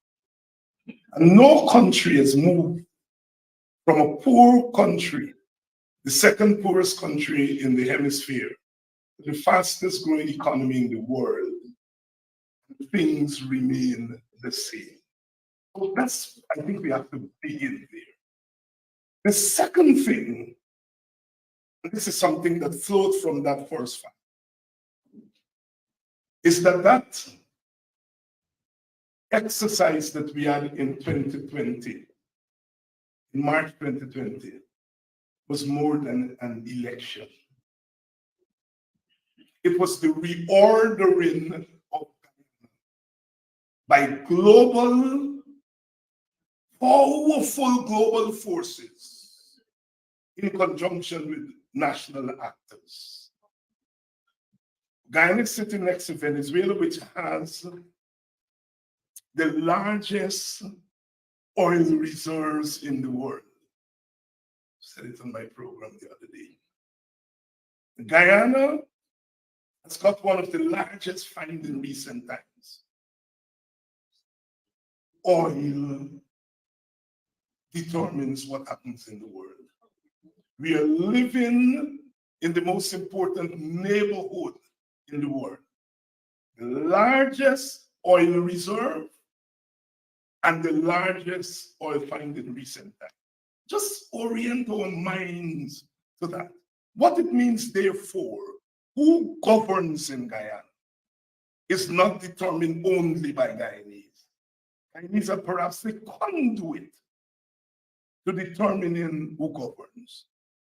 And in 2020, a convergence of forces hastily put together determined who governs.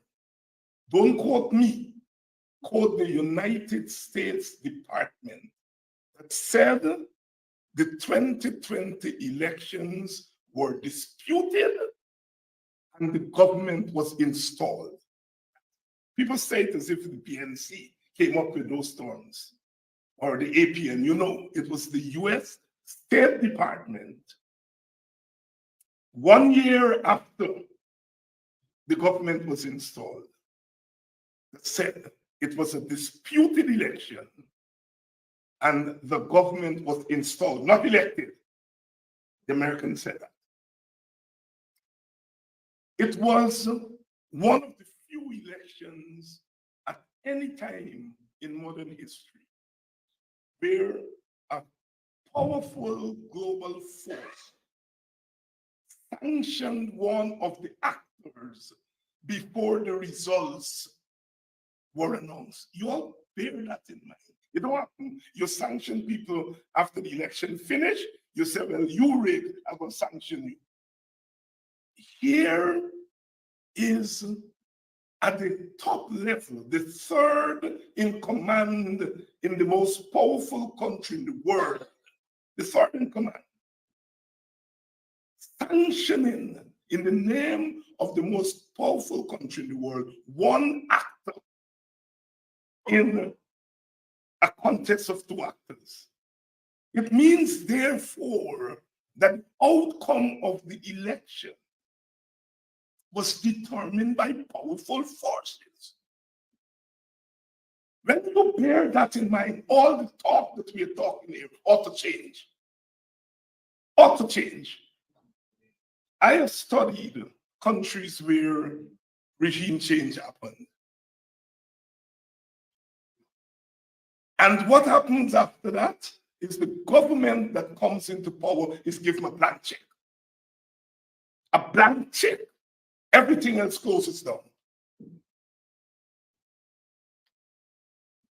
A blank check. That's what the PPP has in there.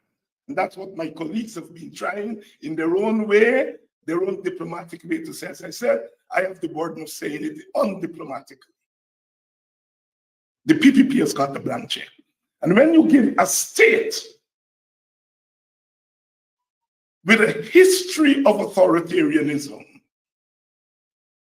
and with that amount of resources that Kathy Hughes mentioned, When you give that state a blank check, you are playing with murder.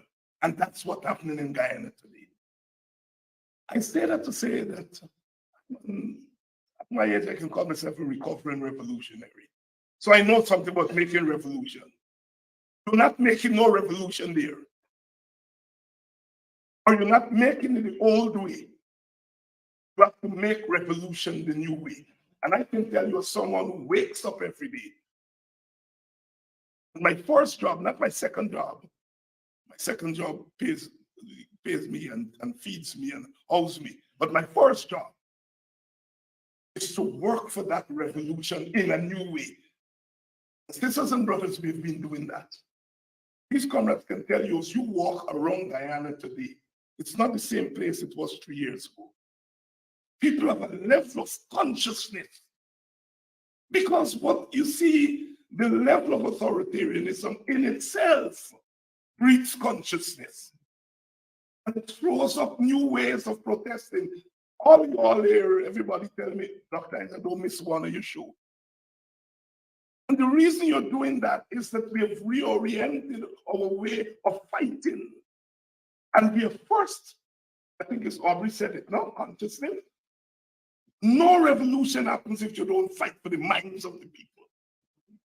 And we had to begin that all over again 3 years ago. So you all cool it a little bit on the Guyanese people.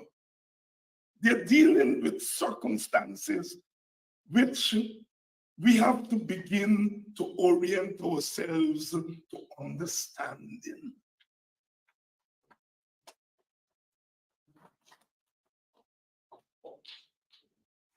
Now, what does a blank check mean? And I take 2 extra minutes. Blank check means that the winner-take-all system, which depended on an understanding that the opposition will play a role. That's what make winner-take-all work. Because you win and you take all, but you have an unwritten pact, an unwritten understanding that the opposition has a role to play here. And that if the opposition doesn't play a role, you are not likely to hold on to your power either the next election or by people coming onto the streets. That system is broken down. It has broken down. This government has taken over every inch of political space. Every single inch of political space. None is left in the formal system for the opposition. When you put that together with a political party that has always believed in domination, a political party that always believed in domination, and that comes from deep within the thinking of the PPP. Some people blame it on communism. Some people blame it on a deep understanding of what Mr. Nandela called good over evil. In the 2020 election, not me, Mr. Nandela said this is a struggle of good over evil. The PPP is good and the rest of us are evil. The rest of us, in their estimation, cannot exist in a state of freedom.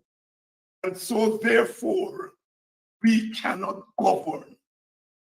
And if we cannot govern, it means it is the manifest destiny of the PPP to govern.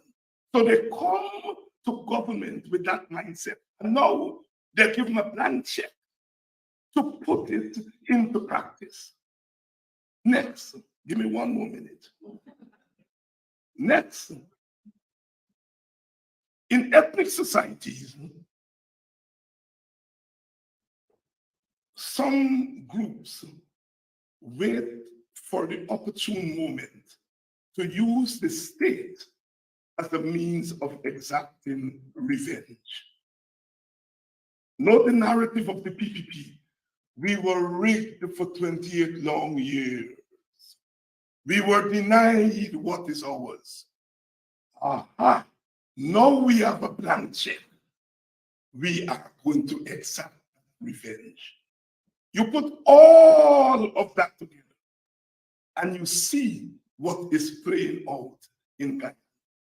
It means, therefore, we have to move differently. You see, David Patterson was not let out of Guyana, just as his great-great-great-great-grandparent was not let out of the plantation. You have to seek permission. You all draw the narratives. You see, we have to understand the gravity of the situation that we are dealing with. And then once we understand that, then it's able, I'm telling you all, the people in Guyana understand it because they live it every single day. And I am not an elected official, never been. And when I walk, they come in my ears, they pull me aside, and they whisper, thanks for opening up our eyes. Now that we see the light, let us stand up for our rights. But see the light first. That is extremely important. We've got to see the light. And this conference must contribute to that seeing of the light. If we get in front of the revolution, there will be no revolution. We have to contribute towards opening up the way. Somebody said it. I think Dr. Adams said it, that we out here, we have a pivotal role to play. Check all the great upheavals in modern history.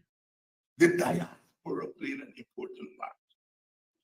Whatever, whether it's the Cuban Revolution or the Haitian Revolution or whatever revolution, right? Those who were not at the center played an important role. These weren't the remarks I intended to make, but I felt I had to make them so as to let us frame our discourse as we go forward in these 2 days in that way, understanding that we're no longer little Guyana. We are no longer this little country that people just know for Jonestown. Jonestown is now gone.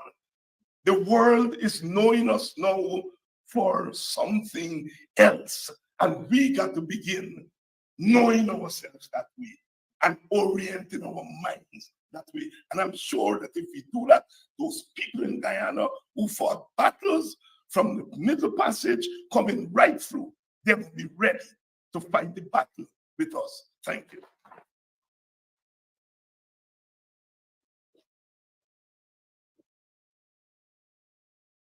Thank you, Dr. Hines. It's always important to have the appropriate framing when you deal with such complex issues. On a point of attribution, I think it was Leader Norton, Aubrey Norton, who mentioned the importance of consciousness before you come to. So I want to make sure we attribute that to him. Now, next on from the panel, we'll have Olive Sampson. She will speak, and then we'll move on to the next person after that. Oh, I was just informed that the Guyana Police Force has issued an apology to the Honorable David Patterson.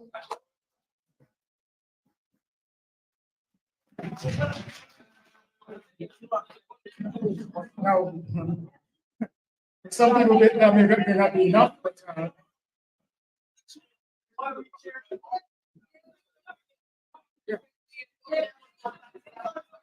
All right, order, please. Just 1 point from Aubrey Norton, and then we'll move on to other Sampson. I think we need to be very, very careful. When we clap, we think we would have achieved, but they have achieved their objective. They stopped him from coming. They use Hicken, then send the apology. We shouldn't be clapping. We should be condemning them and telling Hicken, confirming that Hicken is a puppet to the people. Well, thank you for that. I can't speak for his itinerary, but I'm inviting Olive Sampson to the podium.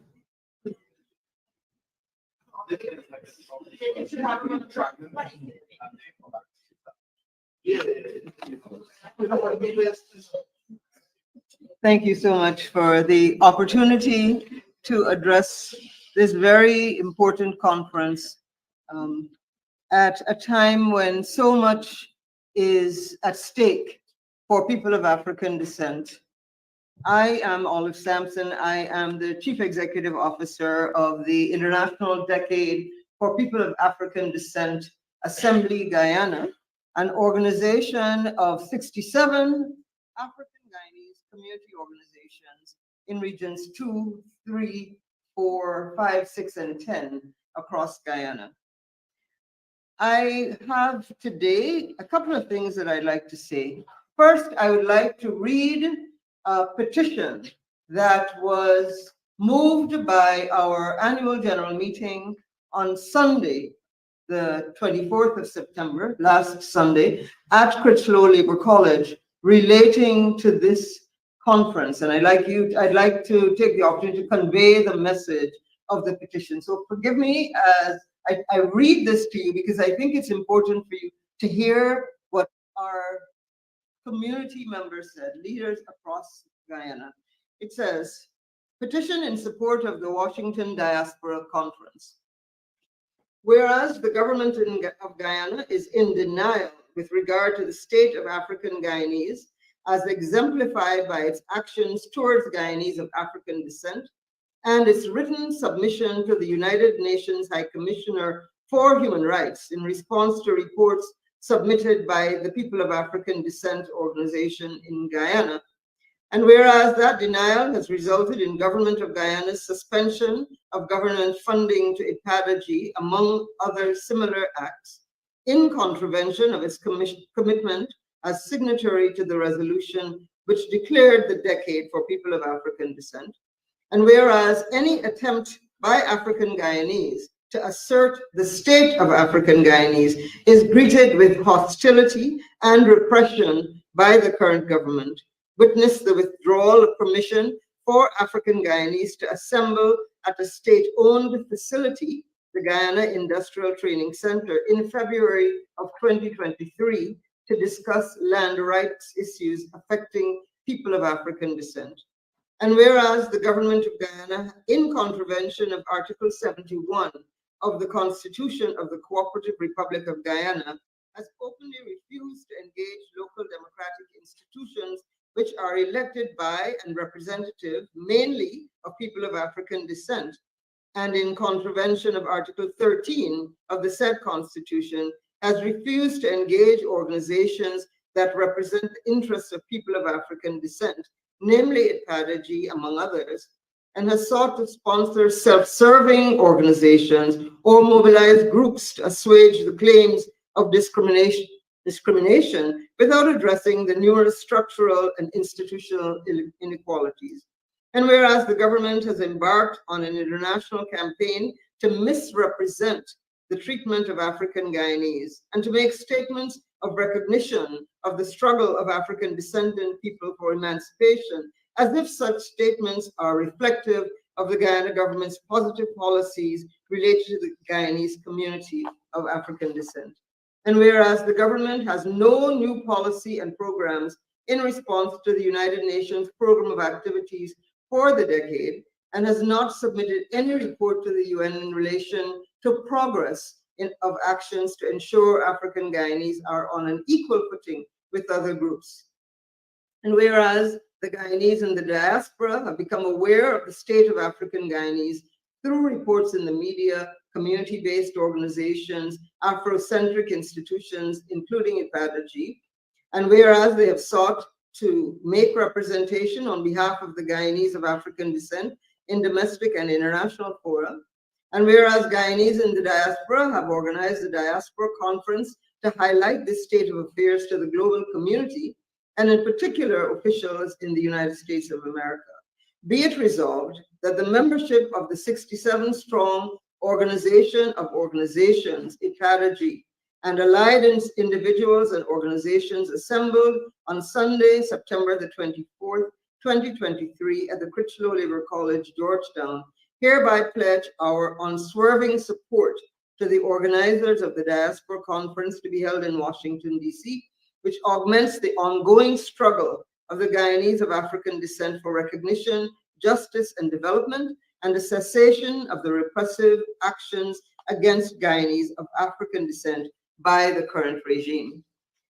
So that is the petition and that IPADITY and its member organizations wanted to bring before you.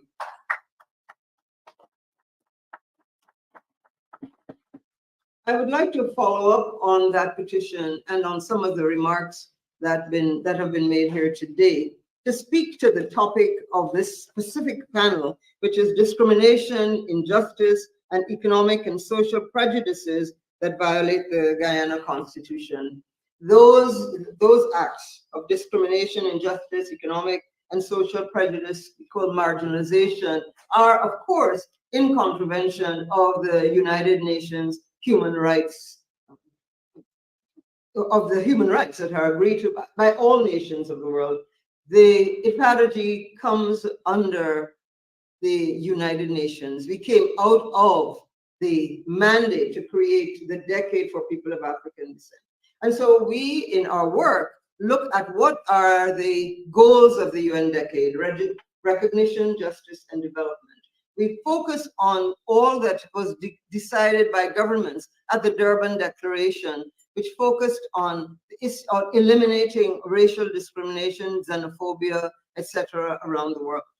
And because of our mandate, because of the nature of our work, we have been reporting to the United Nations very, very stridently on what is happening to the African Guyanese community.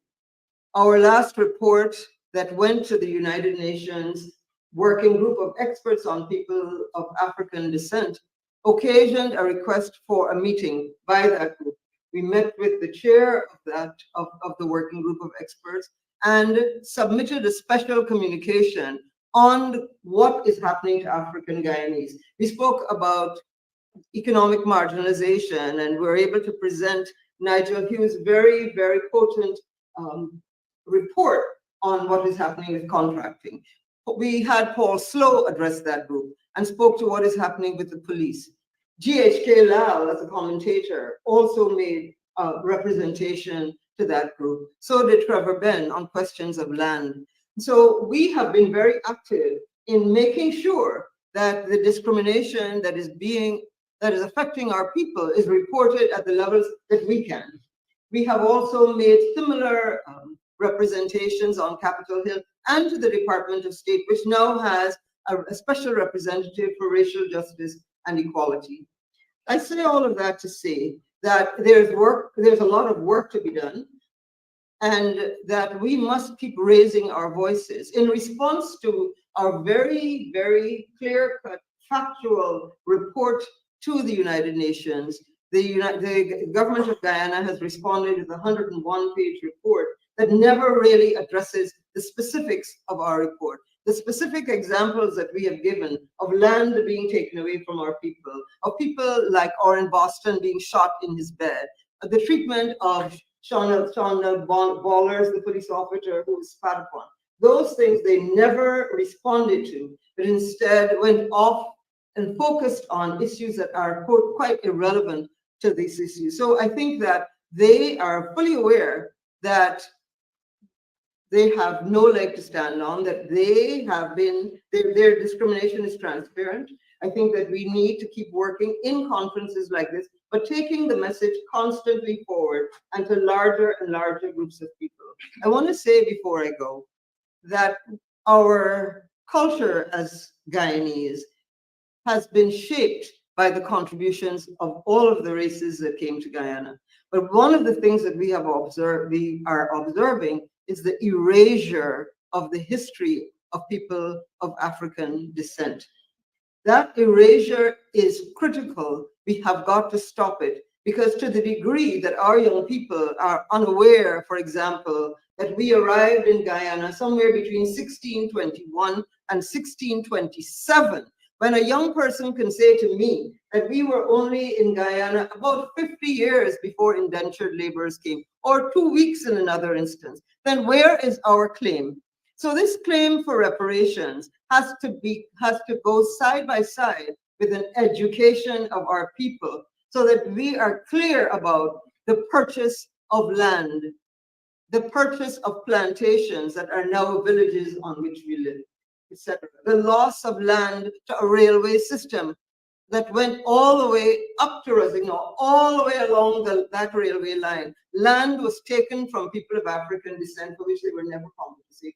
Those are the stories. There are so many. There's so much of our history that is being lost. And I encourage you to create fora where people who know our history can be there to share it here in the diaspora and encourage that similarly in the affinity villages, because each of us came from some village. Somewhere along the line, we came from a village, right? We came from a plantation that became a village. Let's be fair.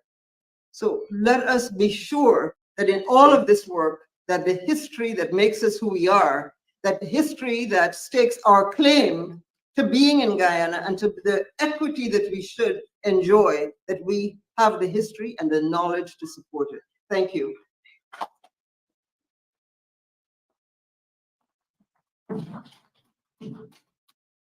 Honorable Canon Samson, ID Protege representative.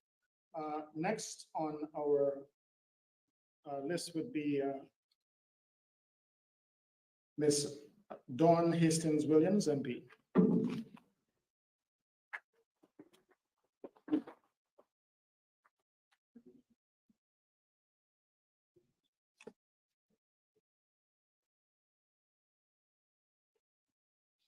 Thank you, sessional person. Good afternoon, everyone. Arbenai Nyarumang. How are you? It's a pleasure to be here in Akawayo.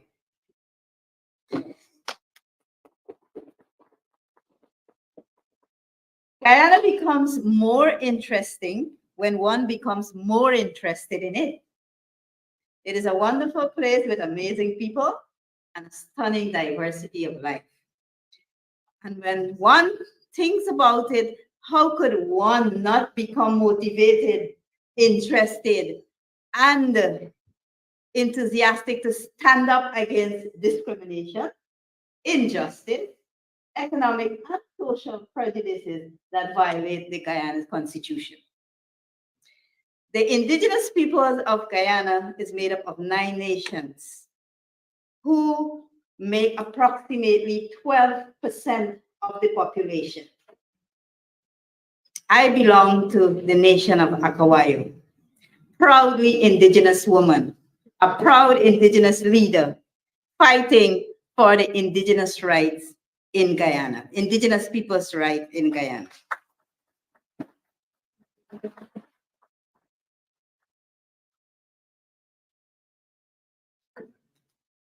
I must say to you, I said Guyana is filled with wonderful people and different diversity. That's the indigenous people, the Africans, the East Indians, the Portuguese, the Chinese.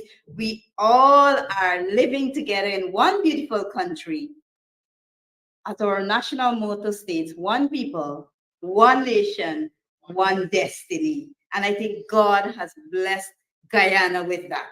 It's a blessing that we must acknowledge and that we must cherish as Guyanese, whether you live in Guyana or in the diaspora. And so today I want to say a little more added to what my colleague said about what is happening in Guyana as it relates to the indigenous people, the plight that the indigenous people are facing today. Presently, it seems to be, or it appears, that the rule of law is selectively applied, especially to those who are not in the supportive of the government. For instance, there is a typical example. There's one example when a senior government minister was allegedly reported to have raped a young, aspiring indigenous young woman. You may have seen me on the protesting line along with Ms. Simona and others. And we want to thank the Guyanese who came out on that protesting line to join us to stand up and fight against discrimination and injustice. And that happens throughout Guyana, from regions 1, 7, 8, 9, 10, 3, 4, 5, and 6. And, you know, allowing the senior person to get away and not being punished as anybody else who would have done wrong against the law. You know, that in itself, where is the justice for that young indigenous woman? Where was the justice? So, in my view, and in the view of all other Guyanese, he should have been allowed to go to the due process of going to court. He could not have been found guilty until he was tried, but that did not happen. And that seems now to be the new way of how things are being handled in Guyana, and which we condemn and which we know and we feel is not the right way. The indigenous people are the first people. But let me tell you, even though they're the first people, they are not being treated as the first people. They're being treated like the minority. Today, the resources that comes from the oil and gas and other natural resources, there is a big gap of social and economic development between the coastland and the hinterland. And the indigenous peoples, the majority of the indigenous peoples live in the hinterland. And so you will know what is happening at the moment. It is not being trickled down to them, even though they are seen as the guardians of the forests. You know, while growing up, when I was attending school in the city of Georgetown, we were called the children of the forest, or the daughter of the forest. You know, when I go and walk on the street, they say, hey, look, the little daughter of the forest. We are still the guardians of the forest, but our rights as the protectors and the guardians are not being respected at this present time. For example, all the survival of the indigenous people depends on the resolution found to the problems that they're experiencing presently on their land, the tenure of their lands. I will refer to one example of the Chinese landing incident. There is an indigenous village called the Chinese landing, who at this time have been driven from their ancestral lands. They see that as their ancestral lands. But because the government granted the license for a company to mine in this community, they're being harassed. They're not allowed to do their cultural fishing, their way of life, which is going on hunting and fishing. And we must be educated that the Constitution of Guyana allows the indigenous people to do artisan mining, which is a small scale mining. But because of this incident, they too now have been prevented from doing that, even though it is legal in the Constitution of Guyana. There is a need for the revision of the Amerindian Act, which at this time, there is a clamoring by the indigenous people for the revision of this act. This act is the one that rules, you know, the life, the way of life out there. But it is found to be weak because of the same Chinese landing matter, which was taken to courts, which went all the way to CCJ. And it was ruled in favor of the miner against the wish of the indigenous people. And so it is not only the Blacks or the Africans, the Indo-Guyanese, but now they're coming to the indigenous peoples of our country. So I am very happy and I am pleased that I have been invited to come to talk a little about the plight that the indigenous persons are having at presently. And I'm asking that the recommendations that we are making on behalf of our indigenous people as it pertains to their land tenure, as it pertains to equal social and economic development. We're asking the GCID and the Caucus of Black Congress to, to take these matters, and we're asking for your support so that our indigenous people of Guyana can also feel that they are a part of Guyana and that they are entitled to receive every resources that comes, whether it's from gold, diamond, timber, oil and gas, and now you have the carbon credit, of which the indigenous people are grateful. But we prefer, the indigenous people prefer the government of the day to follow the EPIC, which is free, prior, and informed consent. What is happening today? The government of the day is bypassing the legal leadership, which is called the Two Shows Council, the National or the Village Council, of which a Two Show is the head of a village. The National Two Shows Council was reconvened not too long ago. And you know what? Few of the Two Shows were called to Georgetown just before the National Two Shows Council conference began. And they were told, allegedly, they were told that this meeting must not be a meeting of complaints, but it must be a meeting of compliment, telling the people so much the PP government has done for the indigenous people. That in itself is an insult to the intelligence of the indigenous peoples of Guyana. And to close it, I also want to mention the horrific incident of the Madhya Downs fire.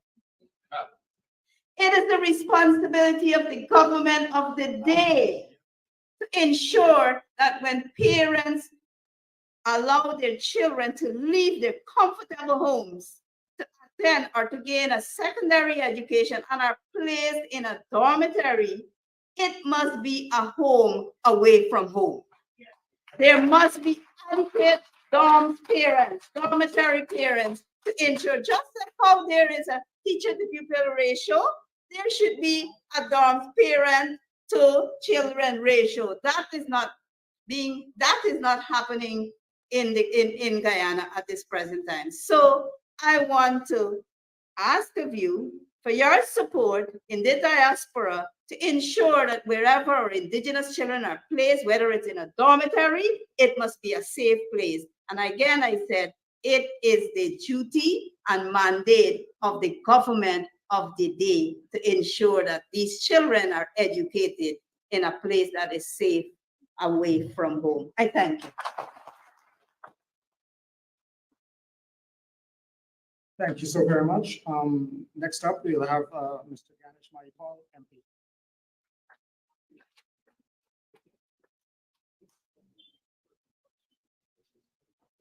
Thank you very much, Mr. Sessional Chair. And he just whispered to me that because of my handsomeness, I have 35 minutes. But I must say to you that the 6 presenters before me used 30 of those minutes. So in my 5 minutes, I would like to start by reading what Article 147 of our Constitution states. And I quote, "Except with his or her own consent, no person shall be hindered in the enjoyment of his freedom of assembly and association. That is to say, his right to assemble freely and associate with other persons, and in particular, to form or belong to political parties, or to form or belong to trade unions or other associations for the protection of his or her interests. And as an Indo-Guyanese, proud Hindu, I have associated myself with the People's National Congress Reform. And I do so proudly. And I want everyone here to know that there are many Indo-Guyanese who have an interest in the People's National Congress Reform.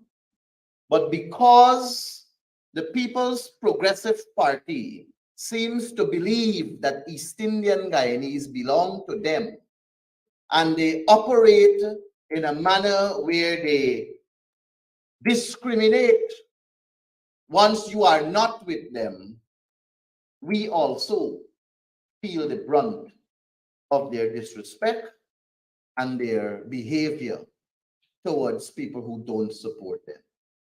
So as much as openly the People's National Congress reform has a base of Black Guyanese, I say to you here proudly that we also have Indo-Guyanese on our side. And my sister, Dawn Hastings Williams, was clear to let you know that we also have indigenous people on our side. The point to note is that the pressure we feel is not easy. Sometimes we even lose family members and friends. I had the privilege of being in Canada, and from Canada I came over here.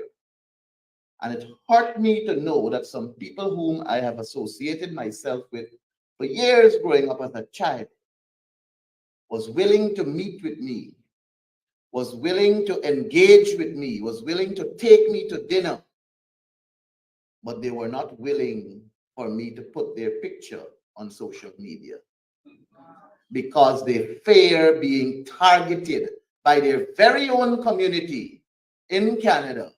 And the same is in here in America too. I know from experience coming to America that friends whom I have in the Richmond Hill area don't want to be seen with me because they fear their very own neighbors that are associated with the PPP. But I will continue to fight this good fight because I do not belong to the People's Progressive Party, and I have a right to choose which political party I want to associate with. That is what my constitution in my country assured me. I have said umpteen times, I am not in politics to be loved by everyone. In fact, I don't want to be loved by no one, but I want to continue to serve everyone, regardless of your race and regardless of your affiliation. I'm bothered by the David Patterson saga. And I want to know, how is it that he even reached on a no-fly list in the first place? I know that there are people like Bharat Jagdeo who was arrested. Was he placed on a no-fly list? I know Irfan Ali had 19 fraud charges to his name. Was he placed on a no-fly list? I know of Anil Nandalal and the allegations surrounding the law book. Was he placed on a no-fly list? I know of Ashdi Singh. Was he placed on a no-fly list? Look at Dharamlal. Was he placed on a no-fly list? Look at Dharam Kumar Siraj. Was he placed on a no-fly list? Look at all the others in the People's Progressive Party that committed and are alleged to have committed more heinous crimes than what they want to associate David Patterson with. And the question is, were they placed on a no-fly list? Perhaps the best apology that Higgins can give us is his resignation. That is perhaps the best apology he can give the Guyanese people at this point in time. Because that sloppy excuse, we will not be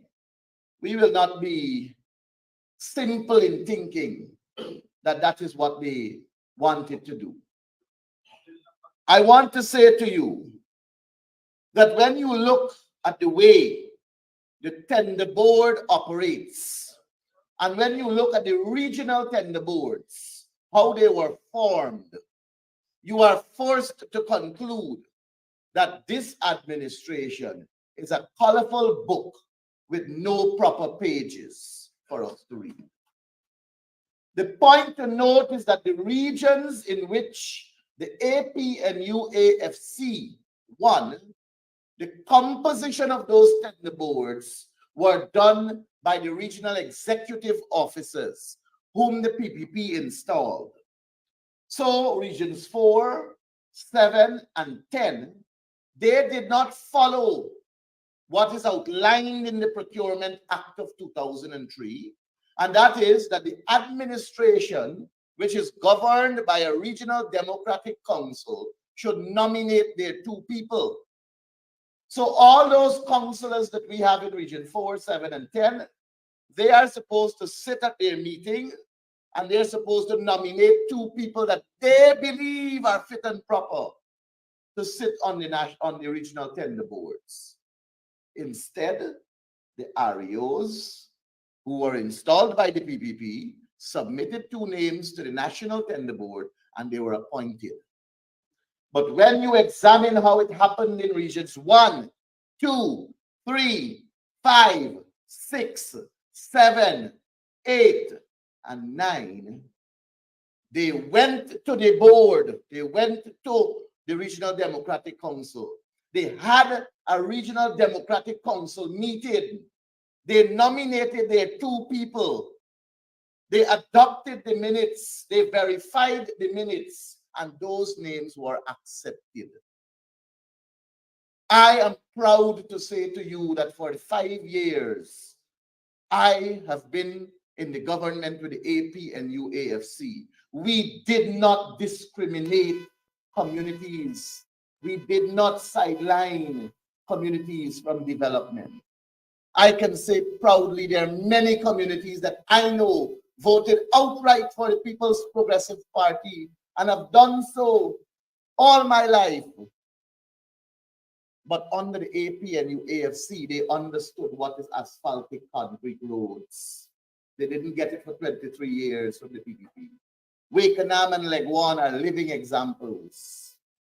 They knew what were reinforced concrete bridges, better infrastructure, improvement in the hospitals, school system, a more conducive environment. We left a good record. We left a good record. We did not have oil resource. Had we had oil resource, oh my. But I want to say to you that the People's Progressive Party is utilizing the oil resource that we have now for their friends, families, and favorites. And once you can sing their tune and dance to their music, whether it's out of time or in time, you can guarantee yourself a big contract. And we know of people, Sherrod normally say boredness, $980-something million in a contract. And I am hearing also that a minister, an ex-minister, is also the recipient of a big contract. I'm still gathering that information. But comrades, as you deliberate here, and as you move forward in your deliberation, bear in mind that there are several Indo-Guyanese, Amerindian Guyanese, and a huge number of Afro-Guyanese that are suffering at the hands of the People's Progressive Party. I thank you.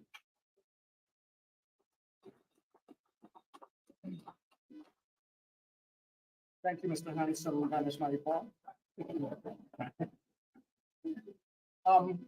We're going to wrap up this afternoon session with a final presentation from the Honorable Royce Ford, the Shadow Attorney General. I'm going to have him come to the podium. I don't believe we'll have time for questions after. We may be able to, maybe 1 or 2 questions after it's done, but I think the word is that we have to get out of here. But before you leave, I just want Rickford and Ms. Tappan will give you instructions as to how tomorrow will proceed, because I think we're moving to another location. So, yeah. All right, so Senior Counsel Ford.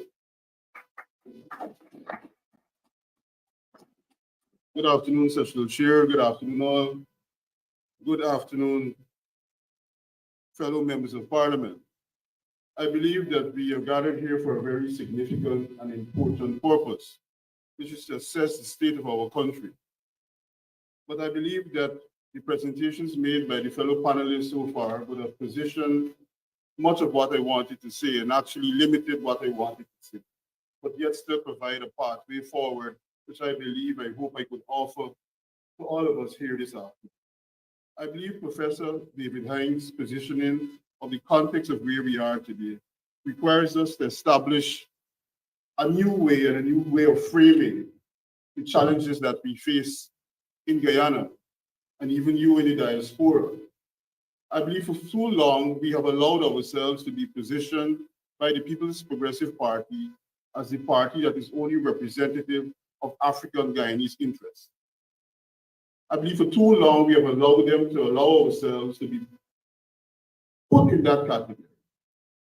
Today, when we attended the meetings of the Congressional Black Caucus and the congressional leadership, it was very clear that they saw us as national leaders and as leaders of representing all the people of Guyana, and that we had a responsibility to represent all the people of Guyana. There's no doubt that the track record of the PPP over the years, and especially since March 2020, when there was the elections and the assumption of office in August of that year, that we can say without any fear of contradiction that the People's Progressive Party is vulgar, is racist, is oppressive and authoritarian. And we have said over the years that the PPP engages in a policy of marginalization. But I believe since the coming to power, we all would have seen an accelerated behavior of the PPP, an acceleration in terms of their breaches of the Constitution, an acceleration in the acts of oppression in the country, the depravity of the acts, the bulldozing of homes. And I believe it points more towards a new word that we should attribute to them, and that is the concept of displacement. I believe that the PPP is on a new pathway to displace much of the Guyanese citizens out of the economic opportunities that the progress lies before us. Reason why it is displacement, because the government has pointed out that they intend to introduce thousands of foreign workers into Guyana. Thousands of foreign workers into Guyana. And we must understand that we are at a different economic stage, and we are also consequently at a different social stage in our development. We're no longer fighting over 5 coins. We're now a country that possesses millions and billions of dollars. And the PPP understands this. And they understand that we are entitled to an equal share. But they understand at the same time, acting in accordance with the Constitution, acting in accordance with the principles of fairness, and equity, and equality, will see the rise and empowerment of a number of people that they don't want to be empowered. This is the fundamental issue that we are gathered here today, to discuss inclusivity with a government that rejects inclusivity. They're not going to come to give it to us, but at the same time, they're prepared, my brothers and sisters this afternoon, they're prepared to bring persons into the country, to occupy jobs, to occupy lands, to occupy opportunities. And this concept of displacement is the reason why the People's Progressive Party under Barajagi was so alarmed about the organizing of this conference. That is why he was so concerned and sought to insult and denigrate every person who showed an interest in attending and participating in this conference. At the same time, my brothers and sisters, I want us to appreciate that the wily nature of the PPP is of such that they could put Irfan Ali out in public to travel the world and to speak on a very sensitive issue of reparations, a very sensitive and significant issue, a very emotional issue of reparation. We would have seen his statement to the to the BBC, I believe it was, and many persons said, look how he did well. Unfortunately, my brothers and sisters, I'm not one who could say that he would have done well. Mr. Irfan Ali is the head of a racist, vulgar, oppressive, authoritarian regime who wishes to mask it now with platitudes in relation to African Guyana. This is part of the new plan to displace, to misrepresent, and to mischaracterize what is happening in Guyana. Mr. Irfan Ali calls on the international community. He calls on them to engage in reparations, acts of reparation. But at home in Guyana, he mistreats African Guyanese. In Guyana, he disregards African Guyanese people of their entitlements, of their historical entitlements. In Guyana, he disregards the indigenous people and their entitlements. And most importantly, for the context of the Guyana and the population that we live in, he even disregards his own supporters. All on the way to establish an oligarchy where the few are wealthy and the multitude are poor. If the PPP was committed, seriously committed to the questions of reparations, they would have recognized that the first authority under the Constitution, who's responsible for reparations is the state of Guyana. It is the state of Guyana that the Constitution obliges by Article 149 2D to take all steps, legislative and other measures to ensure that there is a situation of equality and equity in Guyana. It is the same Constitution that Irfan Ali swore to uphold. It is the same Constitution that was put at the last constitutional reform process that included Article 154A of the Constitution, which provided that Guyana was a signatory to every international convention, and especially the convention of the International American Association and the Charter and the Convention, which is attached to Schedule 4 of the Constitution, that places Guyana under an obligation to ensure that there is no acts of discrimination. So we have a constitutional system. We all know about Article 13, 14, and 15 that provides for equality and inclusiveness. We have a constitutional and legal framework for which this government and Irfan Ali was committed to equality, genuinely committed to equality. The acts are necessary for them to start doing. When we measure the top, it's plenty, it's deep, it's full, it's fantastic. But let's measure the substance. The Constitution of Guyana was created by people who were the successors of people who suffered.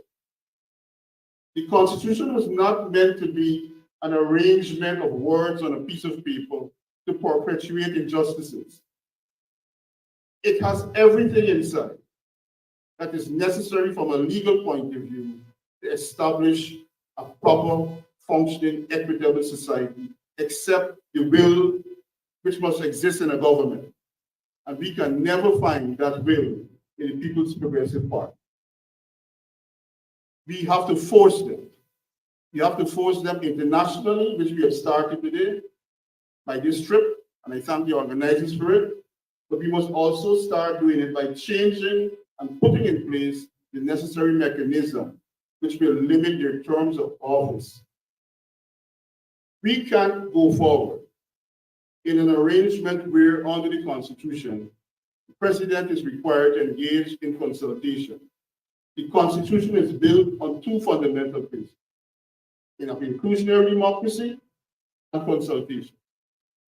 And in every instance where the Constitution requires consultation, Irfan Ali has refused. Every instance he has refused. we have the situation of the Chancellor and Chief Justice, likely and should be filled by the two distinguished African Guyanese women who are currently acting in those offices. For the last 6 years, they have refused. We have filed the court matter, and the court has ruled. So I just want to repeat it so that we will be on the same page. And this is the ruling of the court at paragraph 43. The court says, for too long, Guyana has been without substantive office holders for the top two positions in the judicial arm of the state, a situation which continues to be untenable and unacceptable to the citizenry and inimical to the independence of the judiciary that the supreme law of the land provides for. Any further delay in commencing this process should be eschewed so that this significant block on Guyana's otherwise impressive judicial and legal landscape should not be perpetuated any further. The court went on to make an order, compelling Irfan Ali to engage in consultation, and there should be no protracted or further delay in complying with it. 6 months to the date has expired, and he has done nothing about it. I want to brief for your consideration another important failure in relation to consultation, and I believe it's the most important one and relevant for the purpose for which we've gathered here today. The Constitution, again, Article 212.2, established the Human Rights Commission. This is a very important body, and the way to set it up again is by consultation, and they have refused to engage in consultation. But why is this body so important? This is important because you heard one of my colleagues, a fellow panelists this afternoon, point out that there's a paucity of information and data. And today, we were requested again to provide data of discrimination and marginalization. My representatives, which we will do. But I want to show the diabolical nature. I want to show the fact that the government of Guyana, as the PPP, functions not in an accidental manner, but is a pure, conceived, wicked plot. This commission, established under the Constitution, is empowered to engage in studies of marginalization. You hear me? This commission is the commission that is set up under the Constitution to engage in studies, make reports, investigations, make assessments of marginalization, inequalities in the country. So we have a situation in Guyana where a leading businessman publicly stated that he went to a bank to get a loan, and the interest rate that he received was significantly more than comparative Indian businessmen received. There was not a word coming out from anyone in the country. Comparative, they didn't like to talk. The governor of the central bank, the minister of finance, not a word. There are people who are suffering and can't get access to loans. There are people who go and prepare documentation and leave them, and their ideas are gone off. I know personally as counsel representing people who sought to be registered as auditors. I believe if we have 4 registered or chartered auditors or accountants who are African Guyanese, as a matter of fact, I go bravely enough to say non-Indians, we have a lot. These are important professions and offices that show the nature of the structural discrimination and marginalization and ultimate displacement that is taking place in it. So they refuse to establish a Human Rights Commission because it will expose them.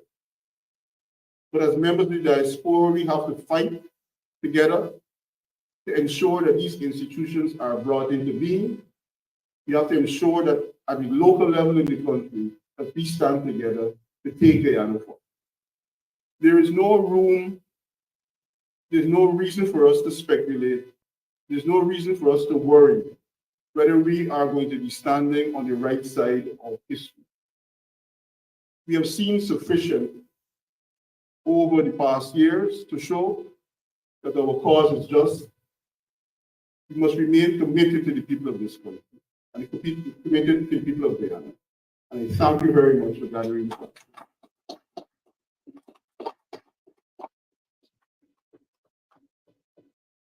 Thank you. I'm going to actually refer to get to the podium because apparently there are going to be some changes with respect to where we have the final presentation. Okay, so we have been given an extension. So because we want to make sure we accommodate all of the people who all the way here to speak. So if you guys would bear with us, we want to accommodate everybody. We want to go according to the program. So we have been given an extension and we will continue the program. We particularly wanted extensions so we could have adequate time for discussion, question and answer, and interaction. Yes, right here, right here. No, you have to. Okay, so what we can do now is perhaps entertain maybe 3 or 4 questions for the panel. I see Abiose Houston over here, so if you can get on the microphone, please.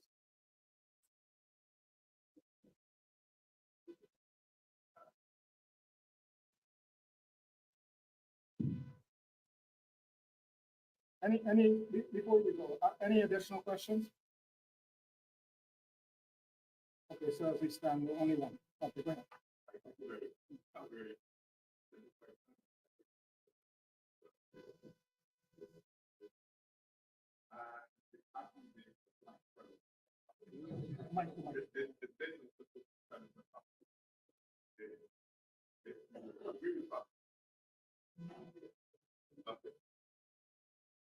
So I'll repeat. I have a question on direct based on the premise. If you agree with the proposition, then you can offer a response. If not, simple no. So period. If you recognize that the full nature of the symptom of the society might be best able to accordingly prescribe solution, right? So how would you characterize the situation in Guyana, firstly? Is it an apartheid state? Is it a dictatorship? Is it some other possible political structure or so? Now, Council 4 has hinted a possible response when he alluded to an autocratic or authoritarian. Because I think if we're able to recognize the symptoms of particular illness, it might afford you an opportunity to accurately determine and provide a solution and offer prognosis. I find this is out of the question that if we don't appreciate what is Guyana, our solution would not deal with the underlying problem.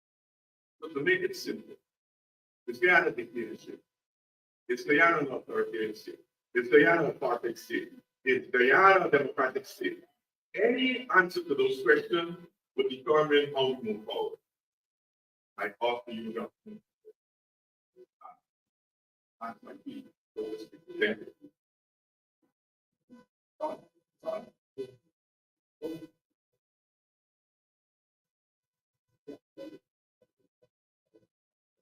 you. Yes.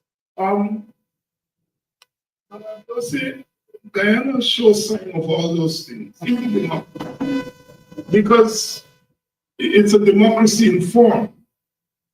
You know, it still has a constitution, it still has a parliament, and all of those things. So it's a democracy in form. But it's a new state that is developing. This is my point. That has a little bit of authoritarianism, a little bit of what we call autocracy, a lot of ethnocracy. And it is, I'm glad for that, because we are a country in motion, and we are a state in motion. And So there is there is authoritarianism, there is old style autocracy. All of this is done with the mask of the mob. And as a political scientist, I can't put a label to it now. Maybe, as it plays itself out, we're going to be able to come up. But the point here is that we have a state formation that is utilizing all the forms of dictatorial rulership that we've seen in the past. Now, for me, what is important is what is your response to that? And I think there's some serious questions that I hope this Congress will grapple with. Now, are we going to burn cane? Are we going to, burn the oil fields, as the PNC burned, the PPP burned the cane fields? Now we talk about revolution and protest. What that protest will look like? Are we going to burn those oil fields as they burned the cane fields in the past? We got to grapple with that.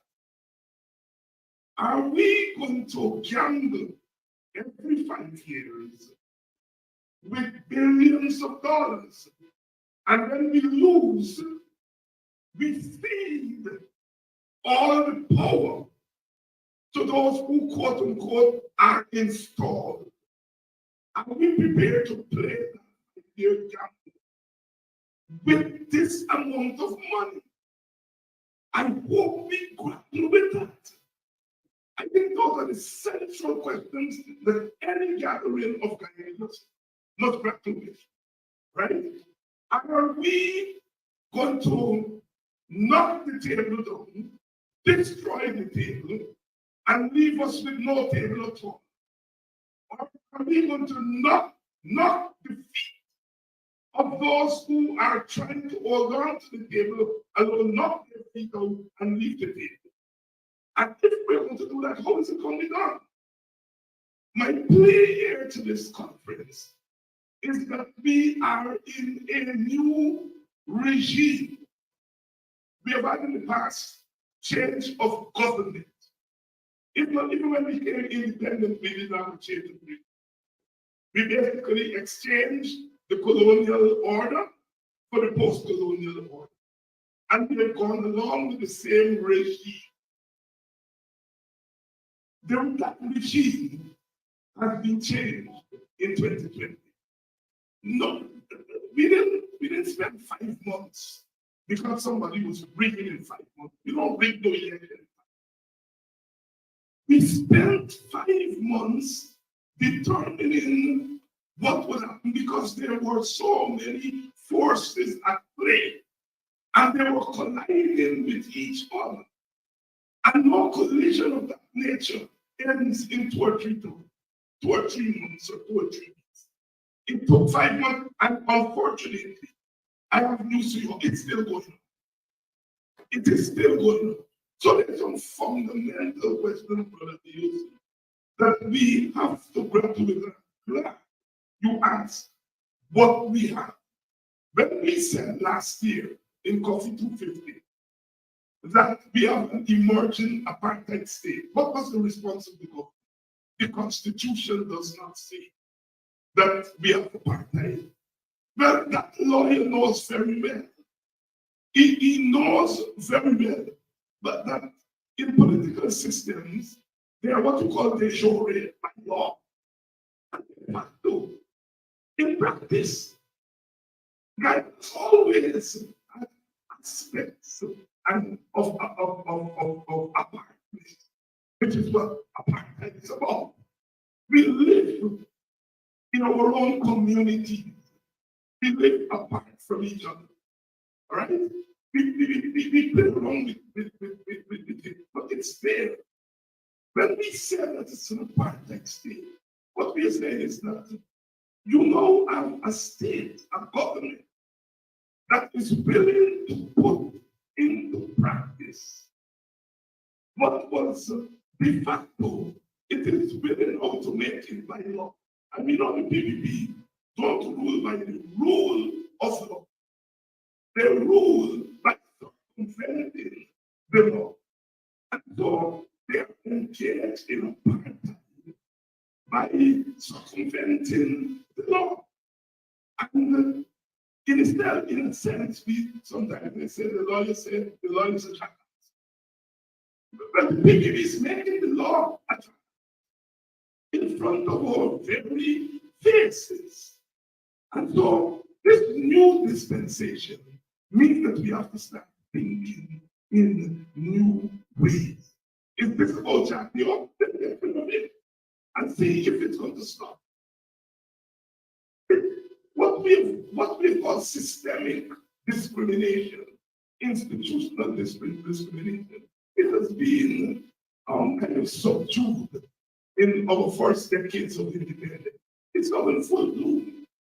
It's now in full bloom. Systemic racism against African Guyanese. It is more pronounced there, or perhaps more graphic because African Guyanese have a louder voice. But I'm telling you what the sister talked about in the Amerindian communities. That fire would not happen in Brandonville. It wouldn't. There is something about the system of thought and the system of practice and the system of the law that says that Amerindian people are treated in a certain way. If that child that accused that man of violating law, if that child was East Indian or African, he might have gotten off, but he would not have gotten off the same way. He got off that way because she was Amerindian. And all the prejudices against Amerindians were played out. It was no accident. And in fact, that it was Africans who took to the streets in defense of that Amerindian girl. Not East Indians, not because the East Indians felt it was wrong, but because East Indians, as all of us do in our ethnic selves, we privilege the party more than the human being. And so part of what we ought to be talking about in this conference is what is to be human in Ghana. What it is to be human. Because it is cheap. It is so cheap in Ghana. I'm urging this conference to be as serious as we want the people in Ghana to be serious and take to the road. Then we take to the road when the so-called talented there figure ourselves up and figure what the priorities are. All right? And this conference must give leadership in terms of mapping that new way. Do we want the oil in the ground or we want the oil up? Do we want to eradicate poverty or not?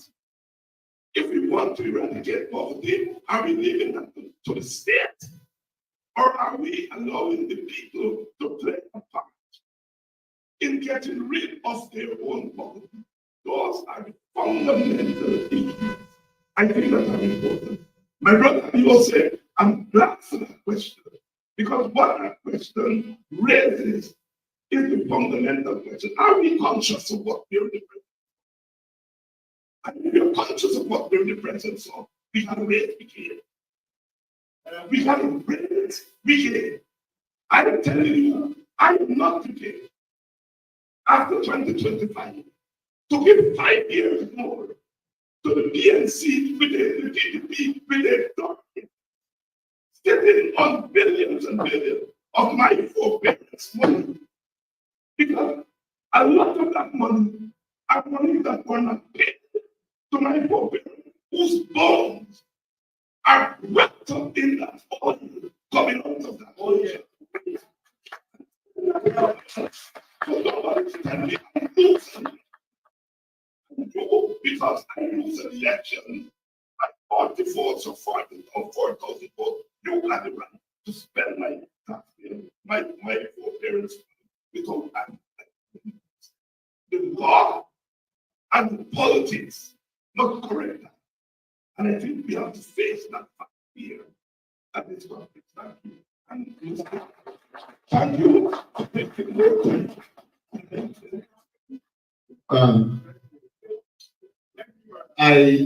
I will say, my friend, I think the question has a certain unfair character in it because it pits one against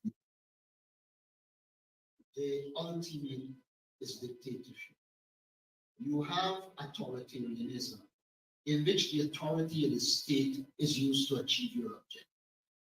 And so we have seen elements of authoritarianism in that. And then you have totalitarianism, where there is an attempt to ensure total control of your political, economic, and social life. You can see this authoritarian regime moving in the direction of totalitarianism. And then you have the extreme of dictatorship, where you use the authority, you're in total control, and to get that control, you use force in the military, which is what really carries you to the end of the dictatorship, whether it is fascist, military, or otherwise. We are also seeing in Guyana the use of military force against our people. So where do we go? We have to look at the underpinning philosophy. I come now to the question of apartheid. A lot of times when we talk about apartheid, we talk about South Africa in which people live in separate locations. But is that what is being questioned in Guyana? What is being questioned in Guyana is whether the philosophy underpinning apartheid is being practiced in that. And many there are who believe that as you pursue race domination, etc., the underpinning philosophy is the same as apartheid. And so as we look at it, we have to recognize it's not a struggle going in one direction. There are a number of phases in the same struggle that we have to confront. And I think Nigel Hughes did touch on it, but in my opinion, he put it the wrong way. So when Jack Diode responded, they talked about the supermajority. But what Nigel is saying is that there should be some form of consociational democracy in which minorities have a power, sometimes called a weighted majority, so that you can be a check on the majority. Remember John Stuart Mill saying that democracy could be the tyranny of the majority. Consociacism attempts to temper that by giving voting power to a minority as a check to a majority. For instance, you can say, let me just give you a classic example. As you reform, you can say no budget could be passed by 51% of a political party. It needs to be passed by, say, 50 and 20, so that you remove the majoritarian principle and replace it with checks and balances that are characteristic of consociacism. And so I'm saying, in other words, all of the things you raise are applicable in that. But there is not one that will describe all elements of that. And what we need to do is to look towards the solution. And the solution lies in some form of consociacism. Thank you for that intervention. I believe there is one additional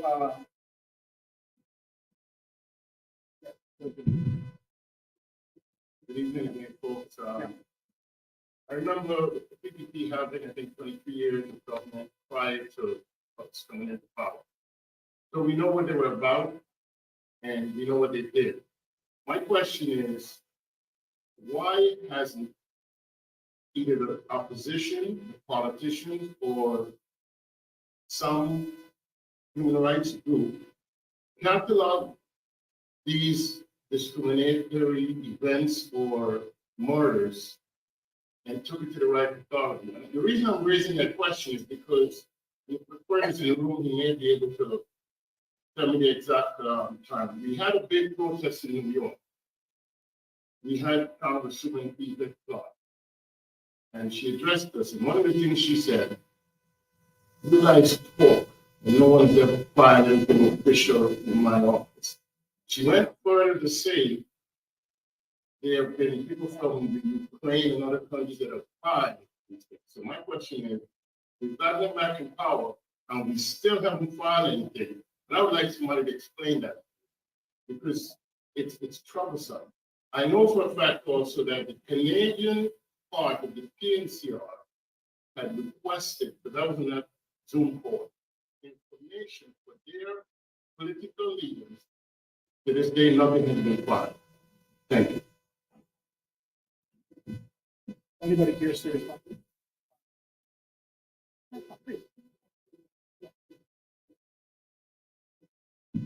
I understand facility to another member of my panel.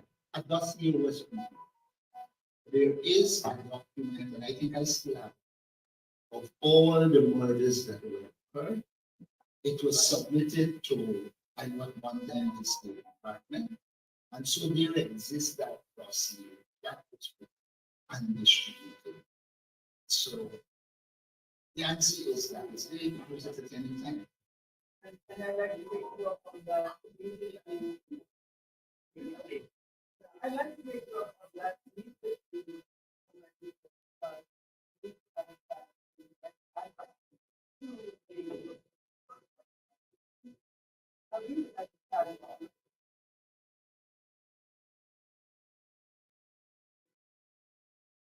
Strategy could utilize that information as part of what we have been filing to the United Nations. So in response to Mr. Odell,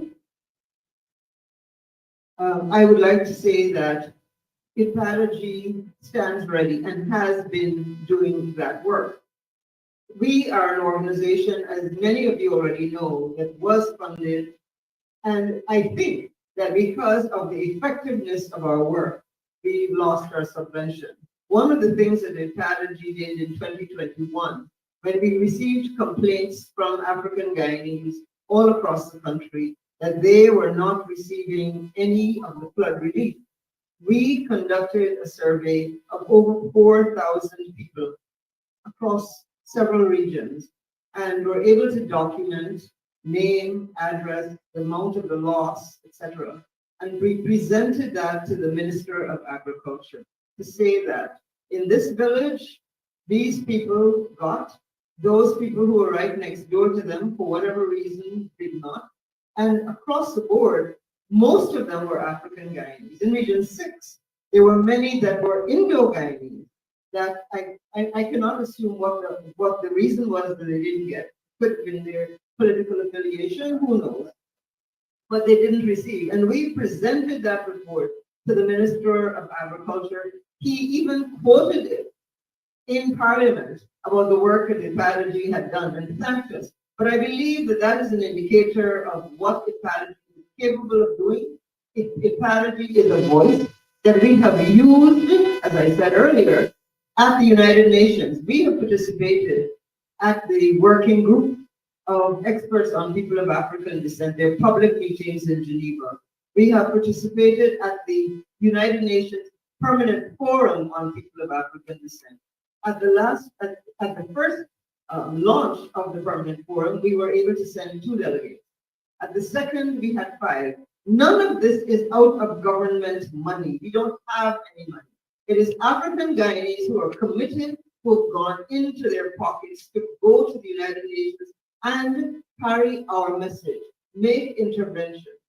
We have provided to the United Nations Working Group of Experts on People of African Descent information on issues of concern, of the marginalization of the both economic and other of people of African descent. And those recommendations included the importance of the collection of disaggregated data by ethnicity.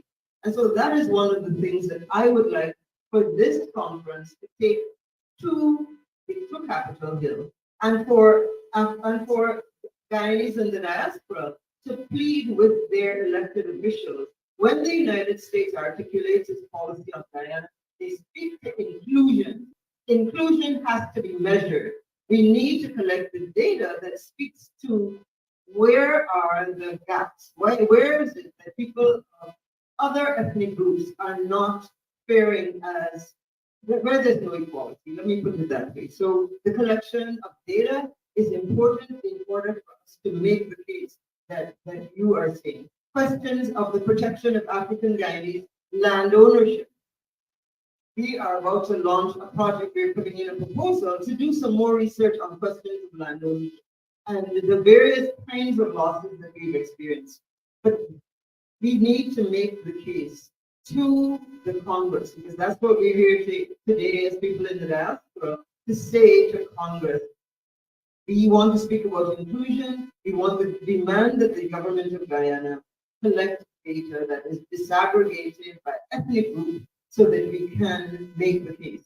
I should say to you that the government's response to this question of disaggregated data, as articulated by Minister Teixeira, is that this is against the Constitution. That is clearly incorrect. There is absolutely no government that purports to serve its people that does not measure exactly where the gaps are and where the needs are. So that that is not a case that can be made. And so, and thirdly, we have gone to the United Nations on questions of human rights. And again, it requires a collection of data. But we must not leave it to the government to collect that data for us. Again, I make the plea for support to institutions like IPADG that has the capacity to collect the information necessary to make our case. And we have to make it cogently and powerfully supported by anecdotal and empirical data. Thank you. Thank you. Before we, I just want to make two quick announcements. These persons whose names I'll call, and I hope everybody is in the room, these delegates whose names I'll call, please don't leave. We have to have a meeting after the session. Richard Burke, Ms. Tappan, Edward Matrix George, Attorney Melanie Headley, Novella Noble, Dr. David Hines, Errol Lewis, Amabel Clement, David Patterson, David is not here yet, Sandra Hart, Jose Morgan, Dawn Simmons, Dr. Vincent Adams, Ms. Hyacinth Skeet, Brian Collison, Karen Wharton, Ms. Olive Sampson. Please make sure you stay back. We have to have a meeting. If any of you, any name that I've called, if you did not fill out your registration form correctly with all of the information that we would have needed to submit you for background checks, please do so. But we'll talk about that later. You have to undergo your background check. Also, tomorrow, everybody here will be going to the Capitol. We're not finished. No, there's another discussion after this. I'm just making these announcements because I'm around. People are leaving, and then I'm, tomorrow, everybody for a period, this conference is going to go to the Capitol. You must have your ID badge. You must, the security here will not allow you to go on the transportation to the Capitol without this. Once you have this, it means you would have completed your registration form correctly and undergone your background check. Again, we're not sure about how things will be at the Capitol. All the leaders are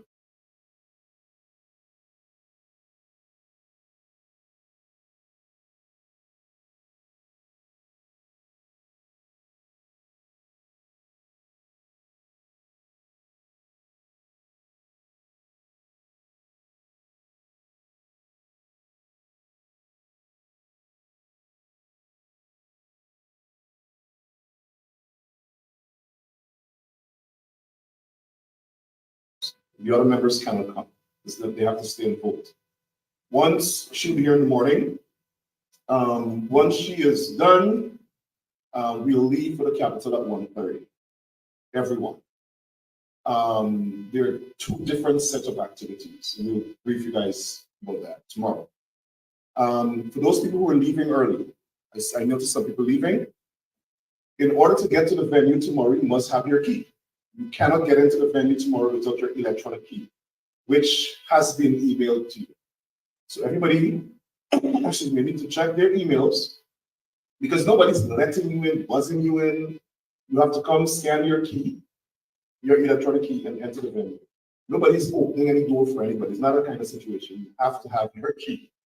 All right? So those 19 people who I announced, please do not leave after this session. We need to have a meeting with you. Everybody in preparation for the visit to Capitol Hill tomorrow must have your conference ID. If you don't have one, please ensure you get one. If you didn't fill out your form correctly, meaning this ID must match your ID. This conference ID must match your government issued ID. So if there's any change with your name, junior, whatever, ensure it's exactly as it is on your ID. If it's not changing, have the registration team change it to match your ID tomorrow. All right? Thank you very much. Sorry about the interruption.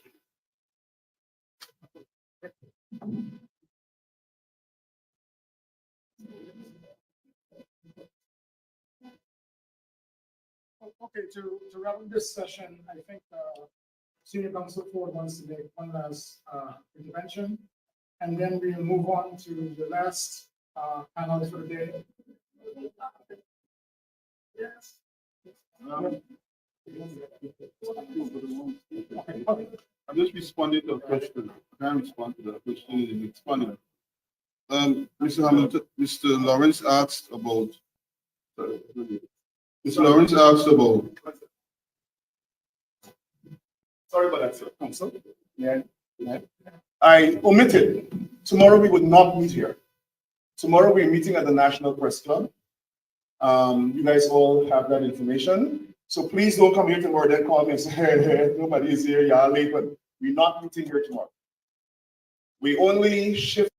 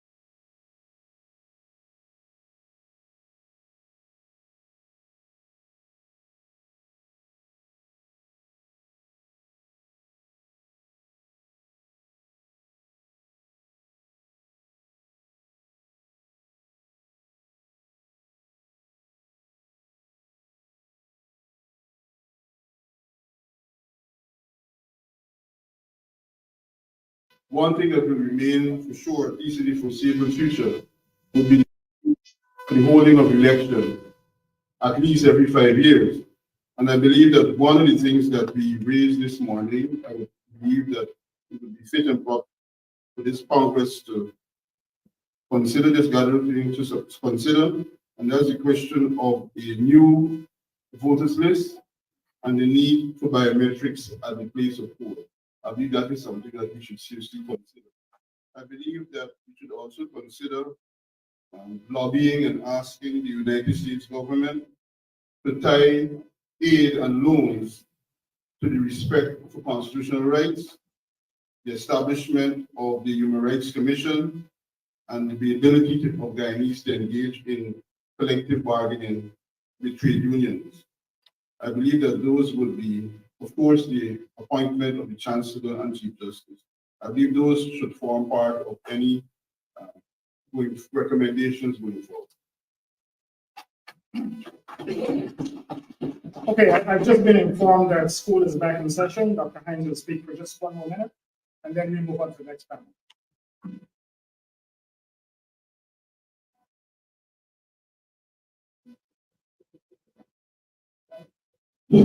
Yeah, I just want to say a quick response to the brother who asked about the dossier and stuff.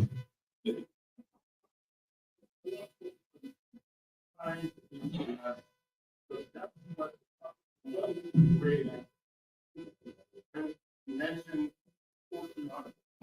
Okay. Look, I know people on all sides are doing a lot of work, preparing a lot of reports. Nigel Hughes, who unfortunately is not here, is leading in that kind of work. Here is the problem. We are not going to execute effectively as we want to. This struggle against that dictatorship in Guyana. If we do not control a mass media, unfortunately we don't. We do the social media thing where we're beating them there, but we don't have a television station that we have to enforce our access to. We don't have a radio station we have to enforce access to. So we do things, and our supporters don't know that we do things. And the newspaper, we don't have that. So we are doing tremendous work, but it's not getting down to you because we do not control the mass media. And I think that's something that the conference has to pay attention to. The second thing is that I know of no major struggle in Guyana, in anywhere in the Caribbean, anywhere in the world, where you're coming up against a mighty state and you don't have an all opposition front that meets at least once a month. The opposition parties as opposition parties don't meet as opposition parties, they meet as parliamentarians. You do not conduct the struggle of this nation as individual parties. We have to have an all opposition front of parties. And then an all opposition front of parties and the so-called, what we call today civil society organizations that are friendly to us. We cannot execute this level of struggle without a mass media that we have access to 24/7, and without all the opposition groups meeting as an all opposition front and coordinating and letting heads go to school in saying that while the masses of people are catching up with where we are, at an organizational level, we in the leadership of the opposition, we are behind in terms of strategizing. So I just want to lay that on the table. So thank you. There's one more question from the floor. Okay. We depended on, they're on their knees now. And they say no more. You know, we are in basket in Africa. Thank you, Dr. Hans. Hakeem, can you? Good evening, everyone. Just building a bit on what Dr. Hans said. Actually, I wanted to make the same comments. I just have 3 points. The first being, we need to achieve the cohesion before we can have the necessary capacity, one for opposition and the next for government. As a Guyanese, we see that lacking from the outside, that there isn't that necessary cohesion factor in the opposition parties to properly counteract the initiatives of the government. And Dr. Hanks as well shared about the capacity and the vision, the visionary ability of the leaders in the opposing parties. But one thing I wanted to focus on, it is my opinion that we cannot outfight the ruling party, we must obtain them. And one of the things that I have not heard being mentioned, I know we spoke about protests, but I do believe that the revolution must be systematic. And the engine of the PPP is the economics. Why haven't we had discussions about boycotting certain PPP businesses and bringing them to bear? Once we hit the legs of the government, they will come to the table. We don't have to hit the table. So instead of talking about protesting and going on the street, let us look at the system, the engine that drives the PPPC, and let us target that. I think that is where our strategy needs to be, and that's one thing I'm looking for from this conference, that when we leave here, there is a machinery in place. We know the actors of that machinery to take this thing to the next level. And in 2025, they will no longer be government. Thank you. Thank you. All right, so a big hand for panel. We're going to move on to the next panel.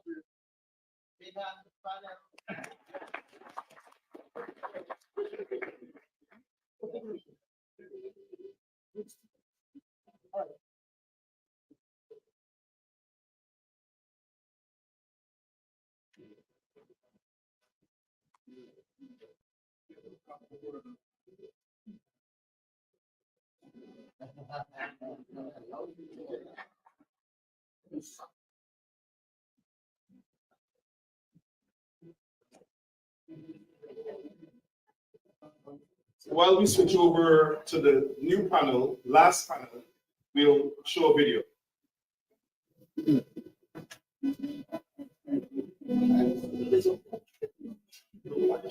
Volume. These history of violence, racism, and terrorism in Guyana. The opposition, give us a sense of how the meeting with congressional leaders went. Well, I think it went extremely well. We were able to identify the critical issues in Guyana. We were able to give them a clear vision of where we want to take Guyana. And I think there was a healthy exchange. We understand some of their interests, where the confluence of interests lies, and we will pursue those issues. Congresswoman Maxine Walters says, we hear you and we understand. What do you take that you mean? That she accepts some of her position, but she also proceeded to suggest that they're both sides to a coin, and that she asked for a clear development plan, which we identify the tenants. We also left with her a document that will give a lot of that information. There's a wider dossier that we would have left that would have put all the issues in context in Guyana. Congressman and Leader Hakeem Jeffries said as part of his intervention that he wants to see inclusivity. They have that hope to see inclusivity as far as possible. Talk to us about that. Well, I think we did point out that there was little or no inclusivity. There's violation of Article 13 of our Constitution. And I think they place it in the context of their society as well, that they're seeking inclusivity, and indicated to us that we need to work towards inclusivity. We have made it clear that we are disposed to inclusivity. In our presentation, we have identified the fact that the government fails to be inclusive. They tend to be arbitrary, and they seem to want to control all the political, economic, and social space and just dominate the society. So I think he's aware of that situation, and it is against that background he would have called for inclusivity. Penultimate question. There seem to be a lot of questions too on general elections in Guyana and understanding that. Well, I think they understand the situation. You know that we actually call for a clean voters list in the meeting, as well as biometrics, and to solicit support to ensure that we can get a clean voters list and biometrics. We are of the view that once that happens, you create a playing field that allows for free and fair election. And in that context, we will be the People's Progressive Party. And finally, sir, congressional leaders seem to have an appetite for an opposition plan for governance. Did you think you had a good opportunity to deliver on that? But the document we would have provided would have given them clear information on our approach to governance. We learned that parliamentarian David Patterson was not permitted to come. He was stopped at the airport last evening. What are your thoughts? Well, we actually said to the meeting that we saw it as in the normal nature of the government's dictatorial and authoritarian ways, and that it was a deliberate attempt to ensure that David Patterson doesn't get the opportunity to come. And that wasn't the only one. There were other things that they did that were aimed at ensuring that people don't come to this conference. Fortunately, we're here, and we were able to point out to them that the treatment of David Patterson is a manifestation of the arbitrary dictatorial way of the government. Holder, alert, push. She got a whole lot of names. And then we have Mr. Darren Wade. We're asking the presenters 4 minutes. 4 minutes, every presentation, 4 minutes. Then we'll take 4 questions, and then we'll close up the session. We have We have a social tonight, and you guys have it in your email. If not, at the end, we'll announce it. But every presenter, 4 minutes, then we'll take 4 questions, 30 seconds per question, and then we will close out the session, and tomorrow we'll resume. Thank you. And I'll hand over back to the moderator. Where is he? Go ahead, Don. Good afternoon. Hope everybody.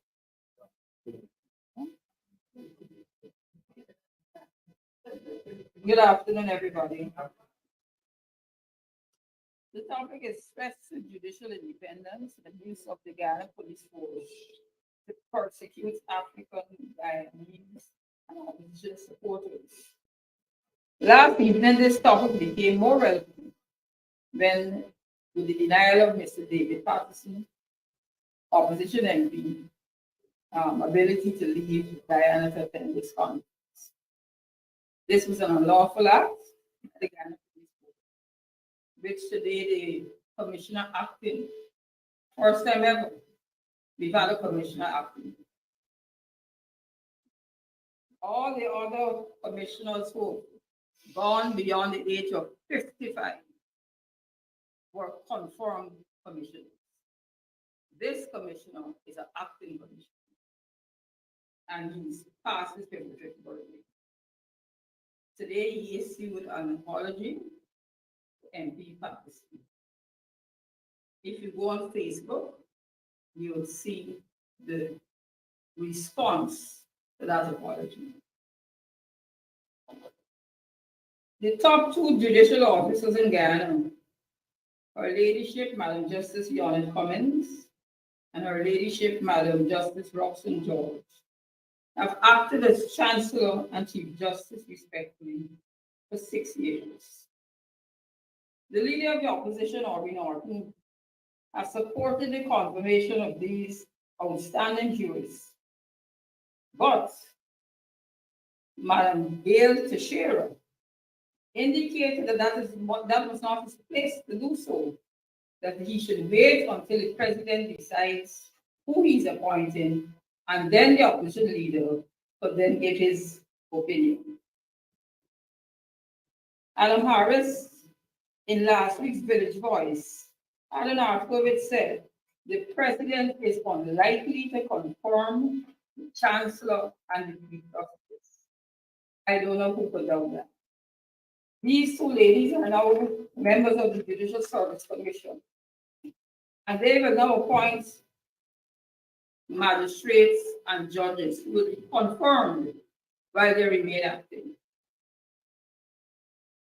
Since 2020, we've had former Minister of Finance Winston Jordan, former Minister of Public Infrastructure David Patterson, former Chairman of the Police Service Commission Paul Slow, and other senior police officers who were on the Police Service Commission, former Minister of Health Paul Lawrence, former PNC MP James Bond, GCOM officials Keith Lowenfield, Roxanne Myers, and Mr. Mingo have all been charged and placed before the courts.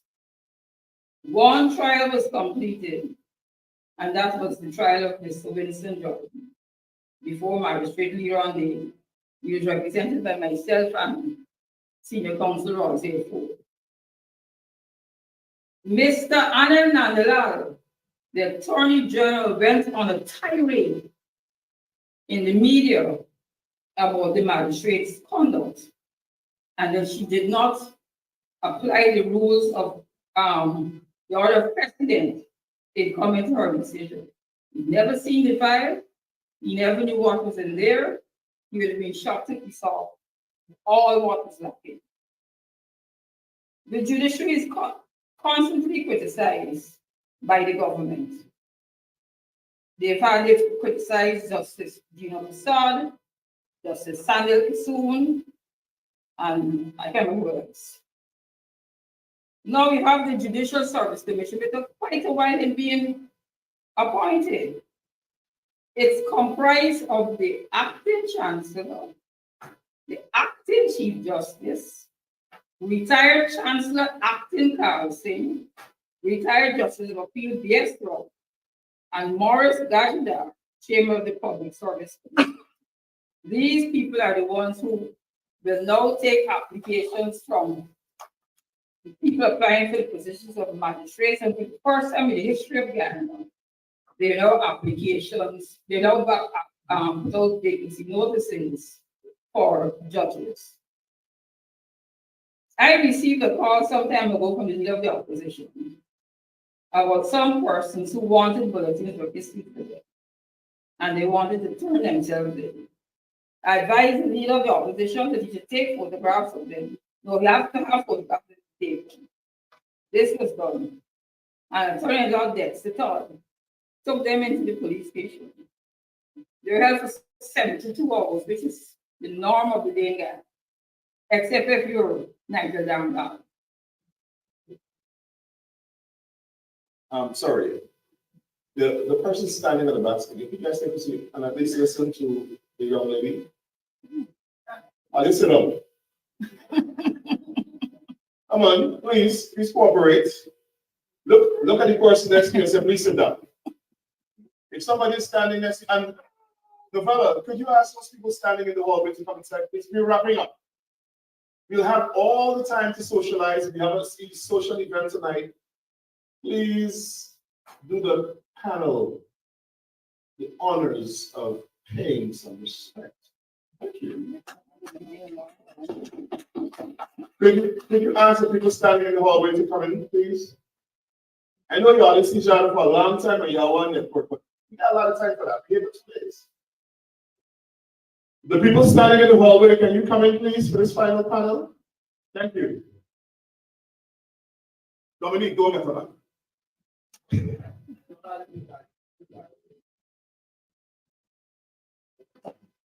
Yes, and they were placed on set. The health was 72 hours as the norm now, and then placed on leave. I wasn't sure what they were charged with, but when I appeared at the Sparna Magistrate School, there were about 15 young men of African descent. The charge was terrorism. Their acts of terrorism was the destruction of stores at the Monaco market. The evidence in this matter is what is real concern. There was a protest in Haslington where the police shot and killed Quinton Bacchus, a resident of that area. It was some sort of set-up operation the police had. So all the residents came out and they actually saw this killing of Quinton Bacchus, and they started to protest. Now these protests, I don't know how many of you have been in Ghana or live in Ghana or live in Ghana. These protests tend to move from village to village to village to village. The police evidence in this matter is of these protesters at Haslington. Their charge is at Monaco Market. I'm not sure how far Haslington, Darren, how far is Haslington from Monaco? Oh, my okay.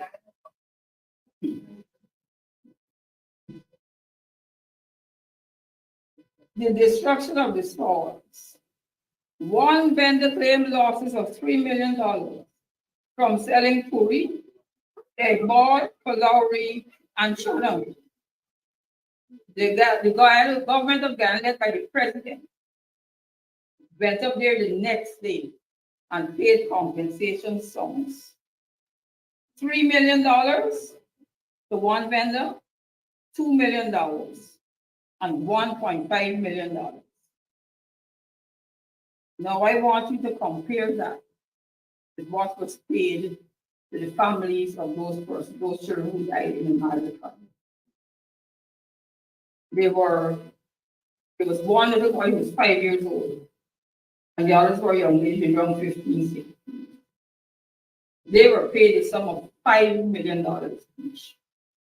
No lawyer was present to advise them. My colleague Don Hastings will back me up on that.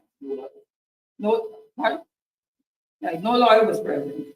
So they could take no advice from anybody. and they were told they have to sign it or they wouldn't get it. So they signed for 5 minutes. And people who lose, they saw, I'm not saying the start was working. A life has to be worth more than that. Right? They got thing and then they got. Then Minister Vinja Pasal went to the next thing. And she gave each vendor 70 pounds of Banga Mary. Now some of these vendors ain't selling Banga Mary, but they were given 70 pounds of Banga Mary. Yeah. Okay. But it's just a matter of the vast difference in how people are treated in this country, in Guyana, is appalling. And it doesn't matter if you're of the upper class or the lower class.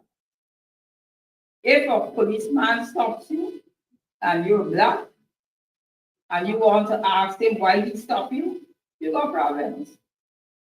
There's a lawyer called Ryan effing Crawford. Right? I think most of you would have heard about Ryan effing Crawford. He became famous because he decided to ask the policeman why he stopped him. Since then, police commissioners have come out and said the police can't stop you unless they have reasonable suspicion. So I asked a policeman recently what he felt was reasonable suspicion.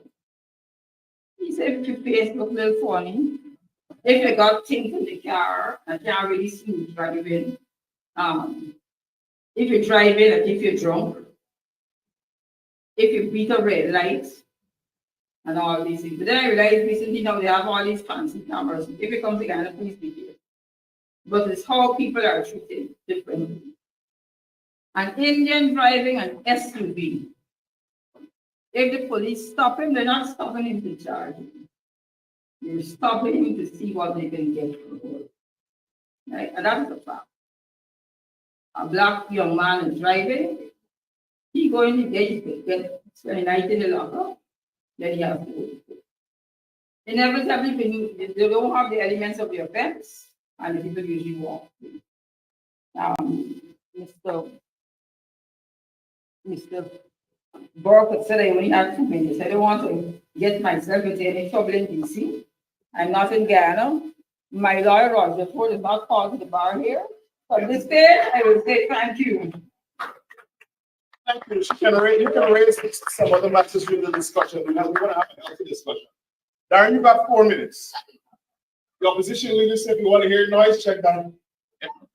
But listen, I want to say this. I am proud of the work Darren is doing, and everybody else, but particularly Darren, because he's young and he's brave.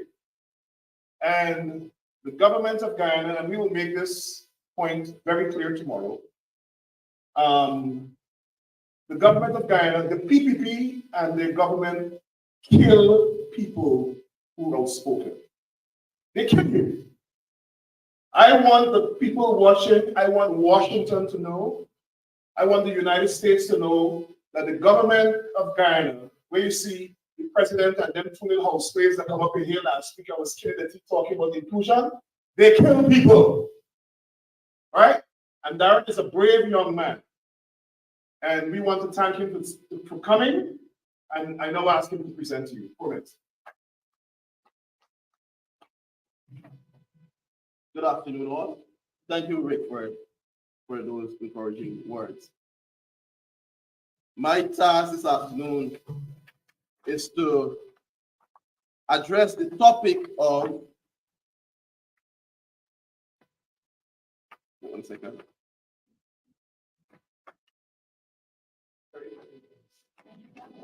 I don't know, I'm not finding the topic. I want to read it. I want to read the topic for a start. Yes, I got it now. Threats to judicial independence and abuse of the Guyana police force to prosecute African Guyanese and opposition supporters. In any democratic society, it is essential to have an independent judiciary. In Guyana, for about 6 years, we were out of the Judicial Service Commission. Judges were retiring, magistrates were retiring. and there were no one there to appoint members of the judiciary to fill those vacancies. So what we have in Guyana is a severe backlog of cases. And by having a backlog in cases, very often times, and judges are human beings, matters are rushed, decisions are rushed. And it is the litigants who suffer because of not having sufficient judicial officers. In addition to that, the appointment of persons who sit on the commission tells a lot. Because while the commission should be independent, if the persons who are sitting there are of a certain political view, as everything else in Guyana, as the other presenters with the various topics would have mentioned, they would appoint persons who has a PPP view. And that tells a lot for independence. In the highest decision-making body in Guyana, when Comrade Raphael Trotman said that no weapon formed against the opposition should prosper, they were bold enough. Sanjeev Datadin, they were bold enough to stand up and say that they have a weapon. And that weapon is the CCJ. So the people don't operate a rule of law. And comrades, brothers and sisters, after that we even saw the concern to us, not saying the CCJ president is biased, but of course, you must be, as an attorney, you must be very cautious. One of the arguments for the CCJ against the Privy Council is that the judges in the Privy Council, they are far apart. They don't understand ethos. They don't understand the culture of the Caribbean people. So we must have our own Caribbean judges to run our affairs. So, what's the name of the president of the Caribbean Court of Justice? The Honorable Justice Sanders. He should be able, according to that theory or that argument, and it was the Honorable Justice Duke Pollard who did a wonderful book, The Caribbean Court of Justice, Closing the Circle of Independence, who argued the issue of culture and ethos for the CCJ. So the Honorable Sanders coming to Guyana should understand and appreciate the culture of Guyana, our historic issues, and so forth. So sitting there facing Marajak Dio, Irfan Ali, and all of them on a quote-unquote courtesy call in the Guyanese context is unacceptable because he's a man of the Caribbean and he should understand our issues and what that means for us. Because half of the population, or less than half, sees that and celebrates. Yes, Sanders today. And the other part, he feels discriminated against or be treated unfairly.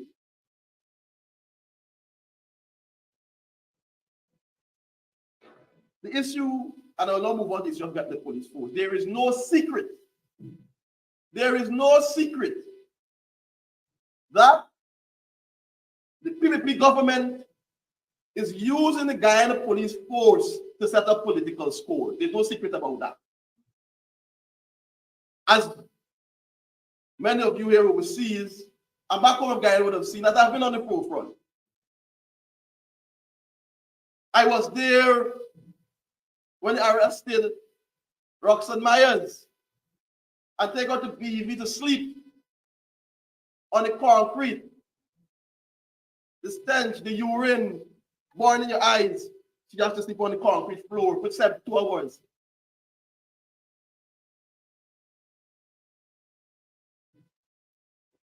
And I was there when they arrested me. It was several other persons. Even I was the leader of the opposition. I was the leader of the opposition lawyer when he was charged. And freed. Winston Jordan, when Winston, one of Winston Jordan's lawyers also. When they arrested, I'm getting to check the video. When they arrested Winston 2 years ago, and you see the video, when the nurses were called from an ambulance to Winston, the police said they were going to take him to Soki with a vehicle. And that is when I throw myself in front of the car, the police vehicle. Christopher Jones issue.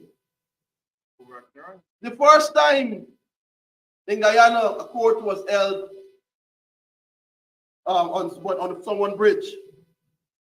We got an order from the court, from Justice Reynolds, preventing the police from going into his home on his bridge. And what they do?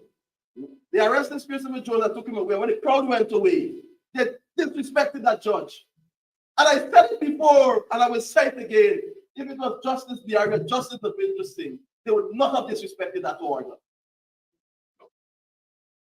That was a judicial officer who at the time was acting Chief Justice in Guyana, and you disrespected him.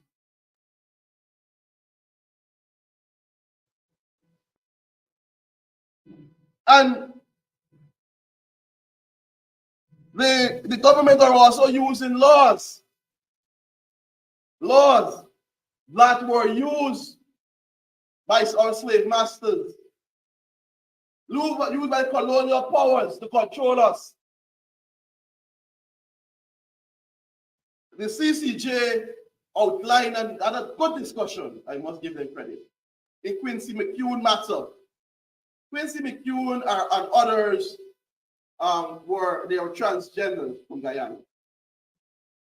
And they were charged under the vagrancy provision. And they made reference to several US cases in that matter. One of those cases from the United States was Papa Christo versus the city of Jacksonville. There's attorneys in this room. You've probably heard of that case, where they traced the issue of vagrancy. In Lethem, the PPP took over the party building. Myself, Comrade Don Hastings, we went in there. The leader of the opposition called me in the morning and said, Darren, I would like you to go into Lethem and so forth. And I went. And the comrades were there waiting with us. There you had the police and so on. I spoke to them and so on.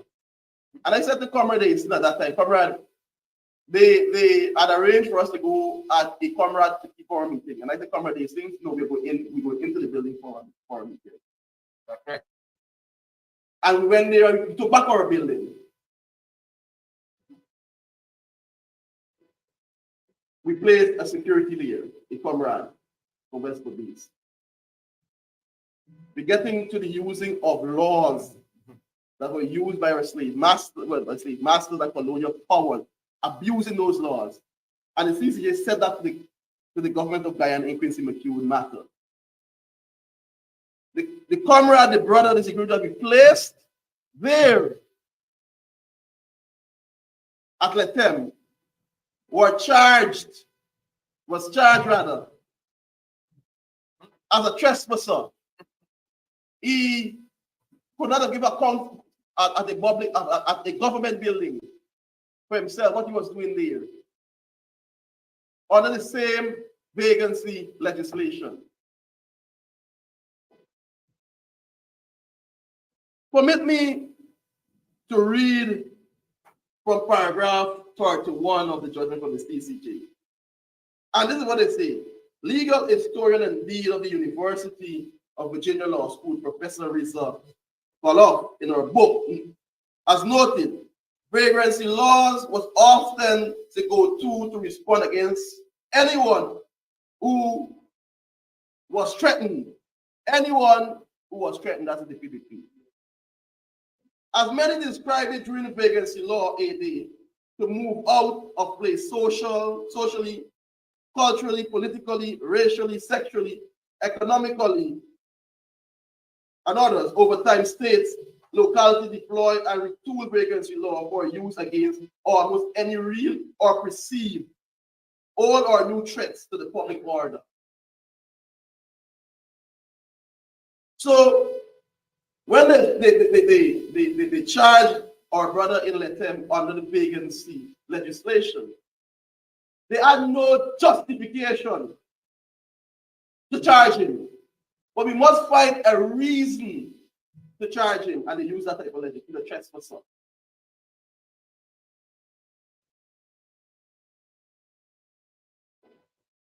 PNC building, where occupation and possession of it. How can you charge someone for trespassing? We are not the complainant.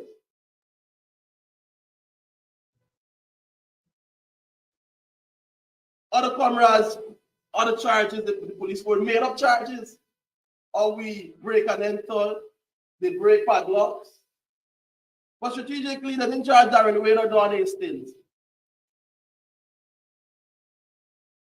And if you go down to the reasoning and so forth by CCJ and the judgment in Jacksonville, you will see that this is certainly nothing new.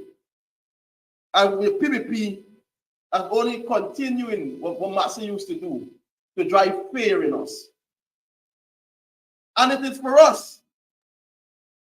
And it is for us to fight back. I cannot do it alone. Rick Ford cannot do it alone. And I thank you very much.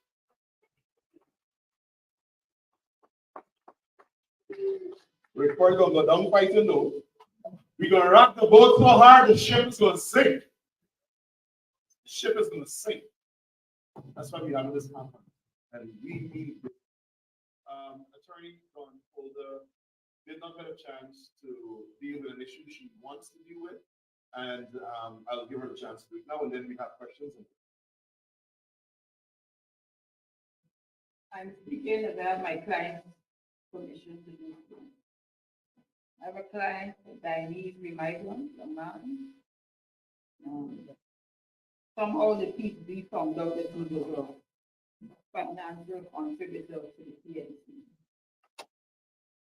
He had made a report, he had a student of this month, and he made a report to the police.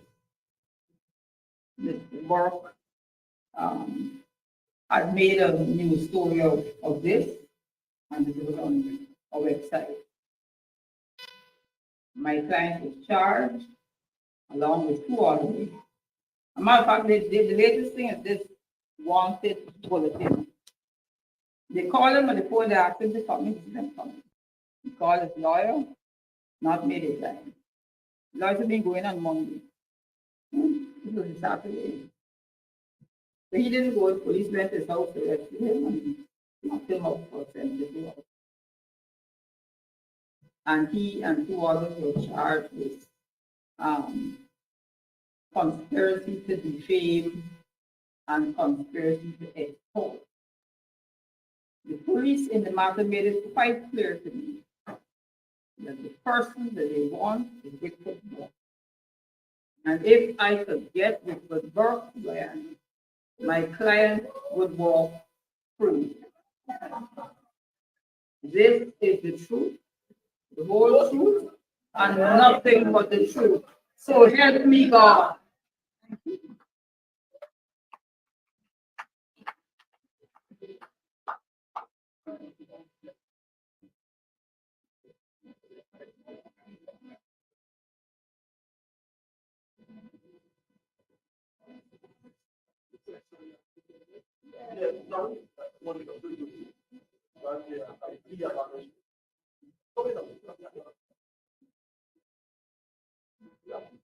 So we're gonna have the question and answer segment. Anybody have questions?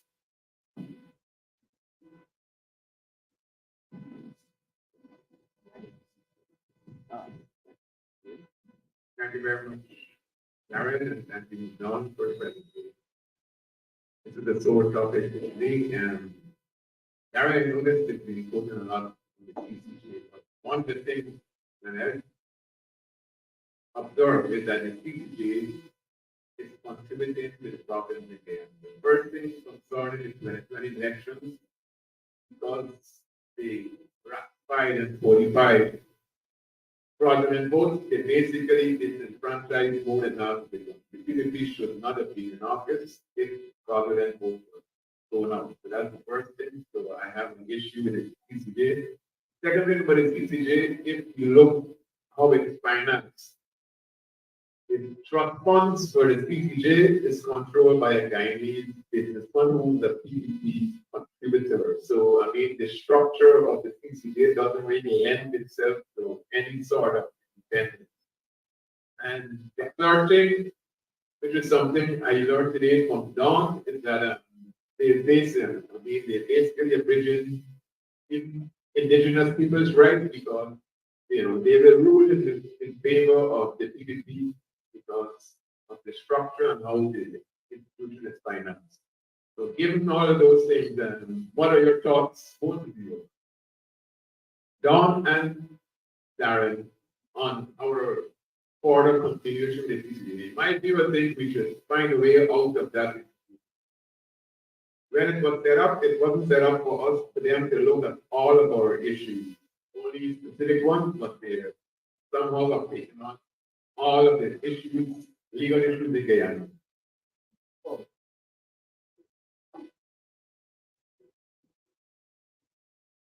Somebody else, sorry, I'm sorry.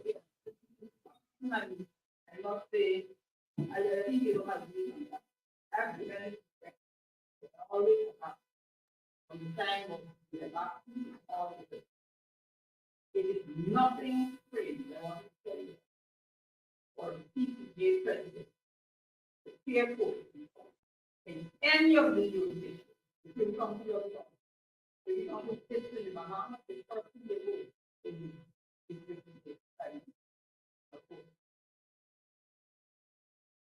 nobody has mentioned that the two PCJ presidents made it quite clear that the non-appointment of the chancellor and the doctor was a pain on the I think the president wants to go to the judicial landscape. First was the environment, the second was the government. Made it quite clear. It was unacceptable after the situation was down for 6 years. To say you don't want to go to the it means you will return to the Guyana. We can't go to the country independent. It means we stop at the court of appeal.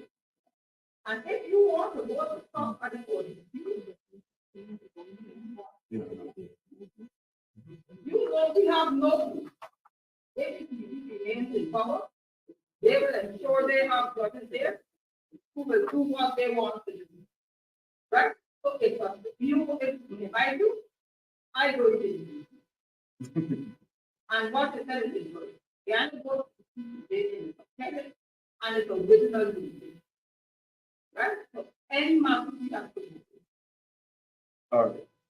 Thank you. I just wanted to add two things.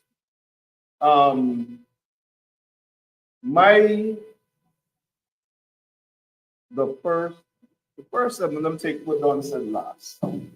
My issue with the CCJ is, I'm trying to be really diplomatic. I don't believe foreign judges should determine who must be the president of Guyana. Foreign in the sense of not being from Guyana. Yes, we understand it's the apex court. Yes, we understand we subscribe to the CCJ agreement, where it's in terms of matters with regard to the revised Treaty of Chaguaramas is the court of original jurisdiction, and with regard to appeal, our final appellate court.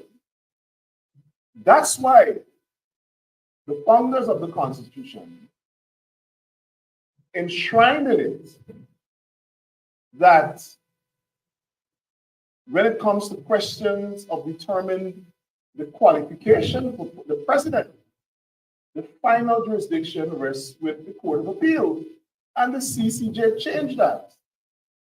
They changed our constitution to make non-Guyanese judges determine that question. I feel very offended. And they did it in this. They did it under the cloak that the decision of the Court of Appeal with regard to the 2020 election was out, sorry, the Court of Appeal acted outside of its jurisdiction. The Constitution said whether you like it or not, outside, inside, that decision is final. And in the agreement that Guyana ratified with the CCJ, it specified that the CCJ didn't have jurisdiction over that aspect of the Constitution. But they went ahead and changed it because they want to show Guyanese that they're powerful. And if I had anything to do with it, I would find another court or find a way to change the court. That's a serious problem. We can't have, I don't know, a lot of people disagree with me. And a lot of people challenge me. And with all due respect to my Caribbean brothers, right? No other country will allow the CCJ to pick their president. None. We did. We did.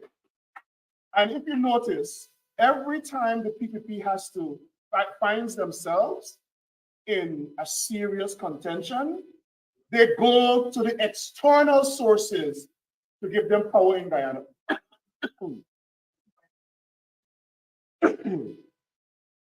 They have no sense of patriotism. They ain't no patriotism. When they were out of power, they considered to be patriotic is to be PNC. I'm serious. When I was going out, they weren't patriotic. So I could go on and on about that. But I want to say this with regard to the case, because somehow my name got mixed up in with Darwin Best. Some people called me and said there was this dealership,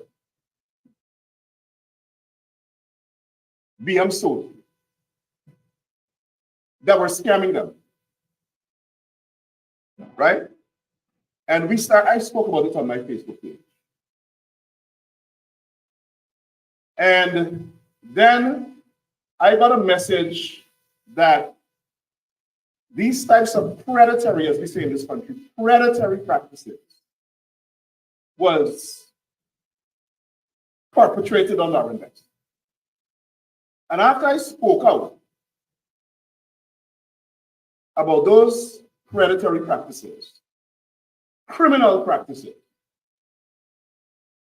the owner of BM sold, well, one of them, the car business, reached out to me and said he wants to solve the matter. He think he was setting me up. He was regarding me and I was regarding him.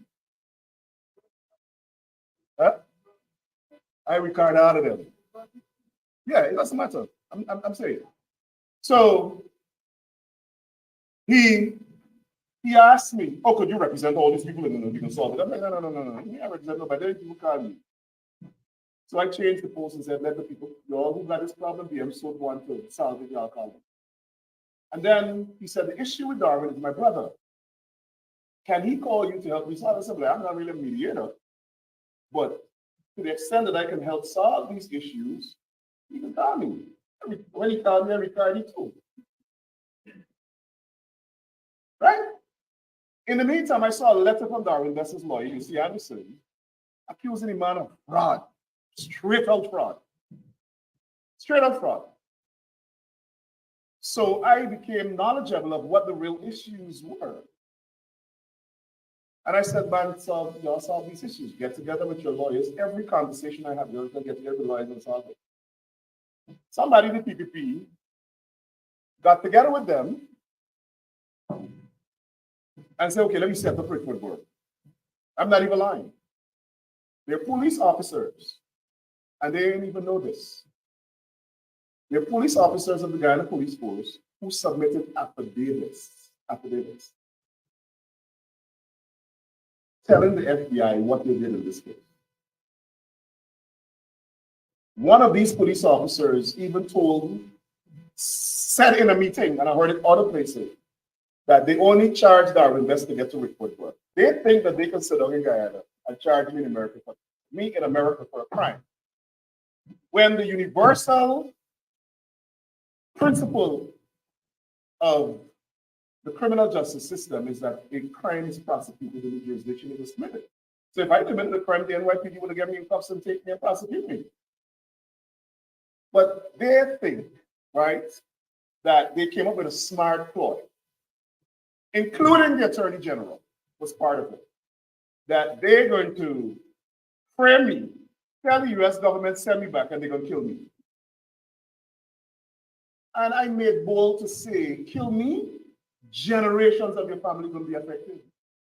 You consider what that means. Generations. It's time to stop this nonsense.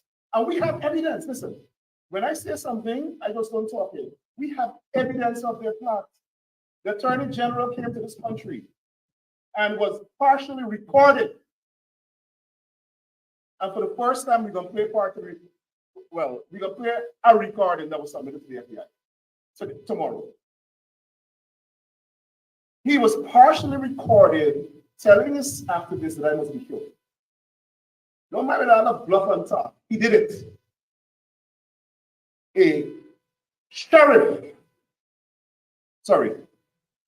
A law enforcement officer heard him. And true to his oath, left that place where he heard it and called the police. And then he and the police called me. And then he, the police, and I called the FBI. So I see Barry Jam, they'll jump up and say, oh, Burke make up something because he wants attention. He thinks everybody is him. There's another guy who hangs around the PUP, closely associated with the Attorney General, who threatened, I'm sorry she's not here.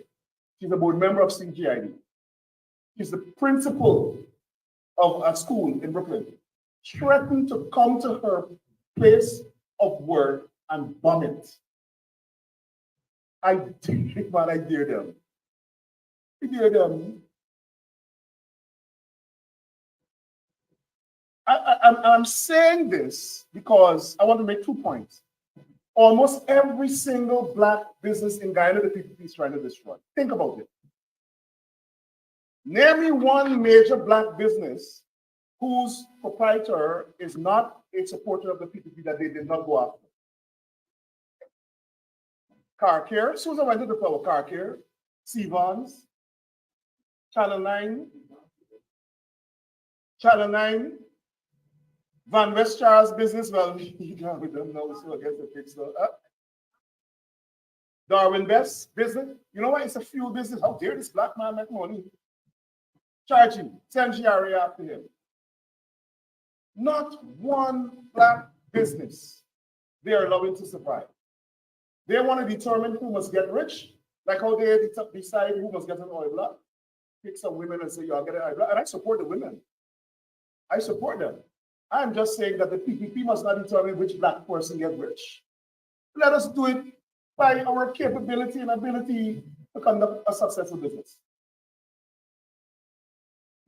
Just like they want to decide which Black person who's an activist must be killed or must live. Guyana is the only country where the government sues the PPP anytime they come to power. They don't want anybody from the opposition to survive.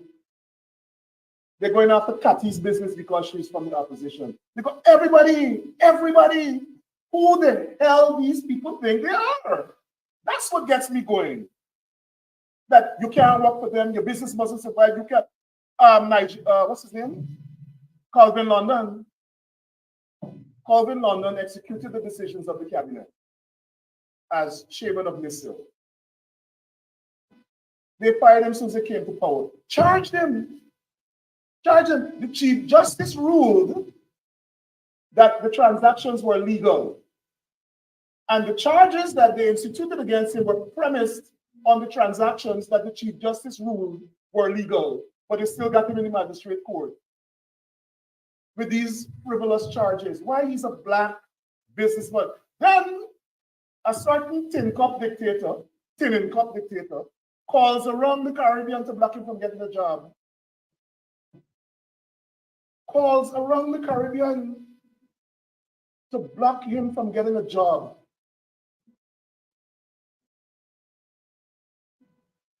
And then they're upset because we're talking about, we want to have a conference. They got the audacity to hire black people. Every time they want to do the mischief, they throw money and get black people to do it for them. To come to this country to lie to politicians and to smear us. I want to show them that they can smear more than the diaspora. So we're going to hire back another firm to smear them back. But in that, we will tell the truth. Because they killed people, they murdered people, they committed genocide. Bart Jagdale was an international criminal. He was caught by Vice News, sitting in his basement, negotiating an alleged $500,000 bribe. Who from the coalition ever did that? And he called people criminals. No, I'm serious. So I wanted to raise those issues about them trying to kill black business. Nigel did some research. Elton Lowe, where is he? And a team did a research for CGID with data from the tender board website that shows 80% of the contract goes to East Indians, 10% goes to persons from abroad, 2% to black people, and the majority of the 10% from abroad are East Indians from Trinidad. Are you telling me that there is no racism? You're targeting Darwin Best Business, that's not racism. You're targeting all the black people who are speaking up from the diaspora, that's not racism. Think about it. Every black talk show host in Guyana has been arrested, even the member of parliament. Every black talk show host in Guyana has been arrested. They're using the cybercrime legislation to stop this. How is that not racism? Why must we talk about this? I know I'm talking too much, but that's why we have this conference. And we in the diaspora, we live in a free country. And I feel offended when, according to Sharon, the jagabats from the PPP think that they must tell we in the diaspora what we must do and how we must say it. We reject that. We reject that. Those are fighting words. Are we going to fight them? They came all the way to Washington to fight us. To tell us we mustn't have this conference. Just like they told Copy 250 movement, for you to have a conference on the emerging apartheid state, that is unconstitutional. How dare you black people get together to talk about us? The new plantocracy. They're the new white people who enslave black people. That's how they're operating. Without apology, they are the new enslavers. That's how they see themselves. They're the new plantocracy. They're the new white slave owners. Iparege goes to the UN, gives a presentation to take away all the money. By Jack, they misappropriated funds. Every time you want to take down a black organization, black person, they call them a thief. That came out of the Jim Crow era, and it's the Jim Crow consultants advising them in Guyana. So we wanted to be here and hear from these people so that when we talk to our US officials, as Ian said today and tomorrow he's going to finish, we have to now work in such a way that all of us from all around the country should bombard our elected officials, bombard the State Department, bombard the White House. Let them know what is happening. That we have to change the policy. We have to change the policy. This is serious business. We came to Washington to rock the boat. racket. We have to have a change in the US policy. And the Congress has equal a role in determining US foreign policy as the executive. They have to vote for the budget, right? They got to vote for the budget. They can hold hearings. Wouldn't you be proud if you're a member of Congress sat down in the Foreign Relations Committee one day and say, what the hell is happening to Guyana? That's what we want. No lobbyist could stop that. Your right, your constitutional right is to petition the government. Your elected official has to listen to you. You put them there. So as we close off tonight, I want to leave you with that message. Tomorrow, when we meet with our elected officials, don't be shy. Don't be shy. Let us say what we feel. Let us tell them what we feel. It's a charge. We have people came here from Texas, from the Virgin Islands, from Canada, from everywhere.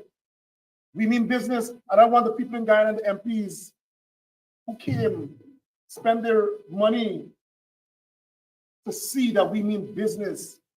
And we don't want to stop. Like we had the anti-racism march and everybody went home and everything went fine and Gail Teixeira and them issued 2 statements and cussed me out and everything gone back to no. You see how they apologized to David Patterson? If we weren't rocking the boat and the AFC wasn't rocking the boat and the lawyers weren't working and every time we work together, diaspora and the homeland, we defeat the people. I'm telling you, we do. Every time we work together, we achieve success. How dare these people stop the man from leaving the country, from meeting members of Congress? They're so contemptuous of Black people. They want to show they have power. And I saw some people text me today and telling me, man, why are you talking about Black people? Black people, they're discriminated against. And opposition supporters. But the majority of people they're disrespecting are Afro-Guyanese. That's what we got to talk about. That's what we have to talk about it. We live in America. The government funds programs to stop discrimination against Black people in this country.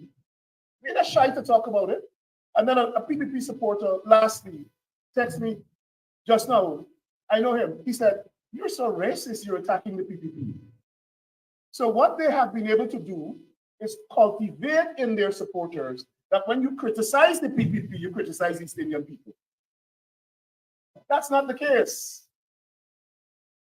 And let me educate the PPP supporters about what racism is.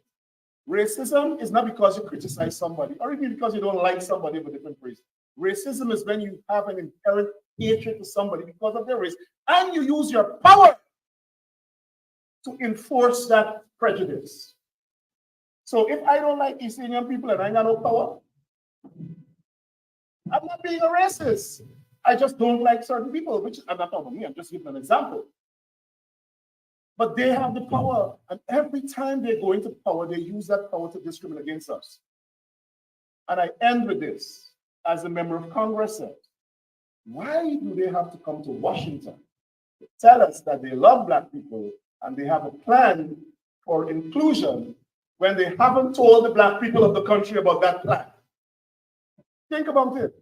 Why are you coming here to Washington to boast about your plan for inclusion when you haven't said to the people, Cathy, did the government ever tender a paper in Parliament about inclusion? How are we going to achieve it? Did you ever see a white paper? Did you see a policy? Anybody, please tell me, please. Bharat, I'm watching you in the camera. When did you lay that paper in Parliament? That you send Ali up here to talk about. When? Bharat and Ali, when are you going to lay this paper in Parliament? When are you going to tell the Black people of the country about your plan for inclusion that you came to present in Congress last week? Because they're asking. When are you going to come to Brooklyn and tell the black people in Brooklyn how you plan to include them in the governance of the country and how you plan to promote inclusive growth so that everybody could benefit from the economic prosperity of the country. When we waited, they were happen mad that they were not invited to this conference. The embassy in Washington called our conference line demanding we want 10 tickets to come to the conference. And then they harass the poor woman so much that I called them back and said, look, Alba, you're not coming. The conference is not for you. Barrett go and cuss me out at the press conference. If you're coming to talk to us, tell me about how you're going to promote inclusive governance. Tell us about how you're going to promote economic growth, inclusive growth. Tell us about equality. Tell us you're going to stop giving all the money to your supporters. Reinstate the subvention-free policy. Did y'all tell Congress it was the plan? Barrett, tell us when you give back the black organizations their money. Last year, they took away the money from ABDA for emancipation. Yet, they got the effrontery to go to the emancipation.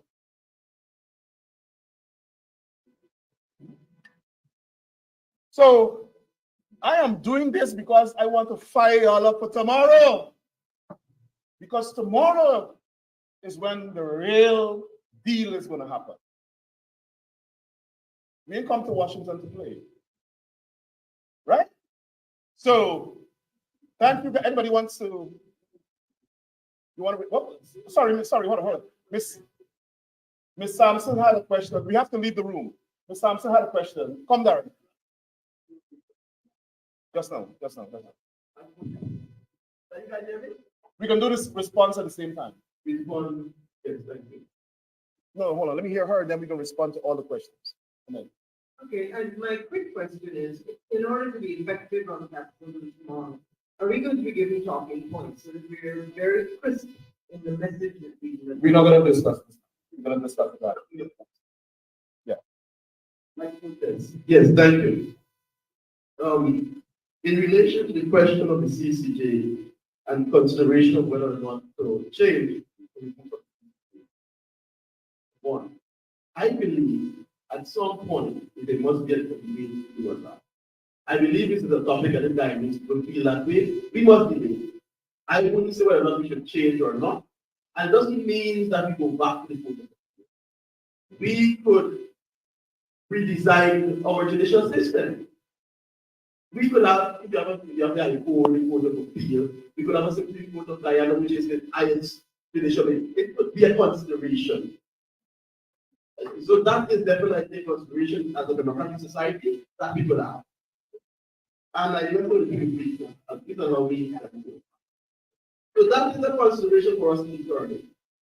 The issue in relation to, yes, my sister here, whether I address the issue in relation to the CCJ president coming to Guyana, I said it all of the social, because of the ethos or culture, because of the division, and what it looks like in the public eye. When the president visited Guyana, he should visit both sides so it doesn't look biased, and it is not to me. That is what I said. I did not say something strange. I just want to record. Because at the end of the day, I have to pay people in school. I don't want it to be said. No, I'm seriously said something. If it's good, I didn't break that to report.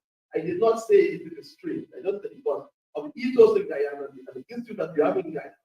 To avoid the perceived bias. Visit both sides. That is my job. Thank you. All right, and I agree with that. I criticize the CCJ, and you know what? The next time they came to Guyana, they did visit both sides. They did. So they're responsive. All right. So thank you very much. We have some instructions for you before you leave.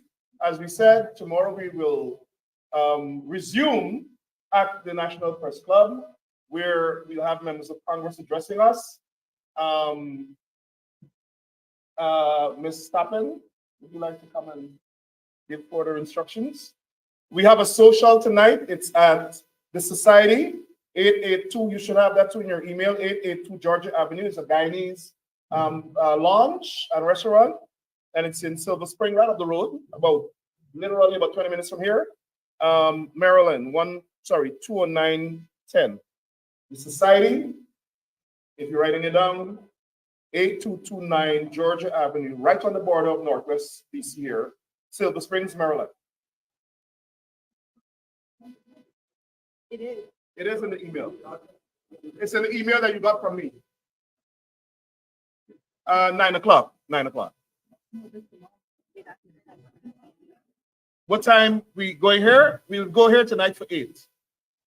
Yeah, we'll be there until like 12 because we have a session tomorrow morning, and then tomorrow morning we begin at 9. Huh? Sorry, go ahead. But those of us who like to hang out, we're gonna be there till like 4. No. I really don't have much more to say. Rickford has given you all of the information. I see hands going up. Yes, miss, yes, miss, yes, miss. So the information you got just now, as Rickford said, it is in the package of information you received and the email that you got. So that is the address. Yes, Sharon, he wants Rickford, not me. So you have the address for the social at the society tonight. For tomorrow morning, we are going to the National Press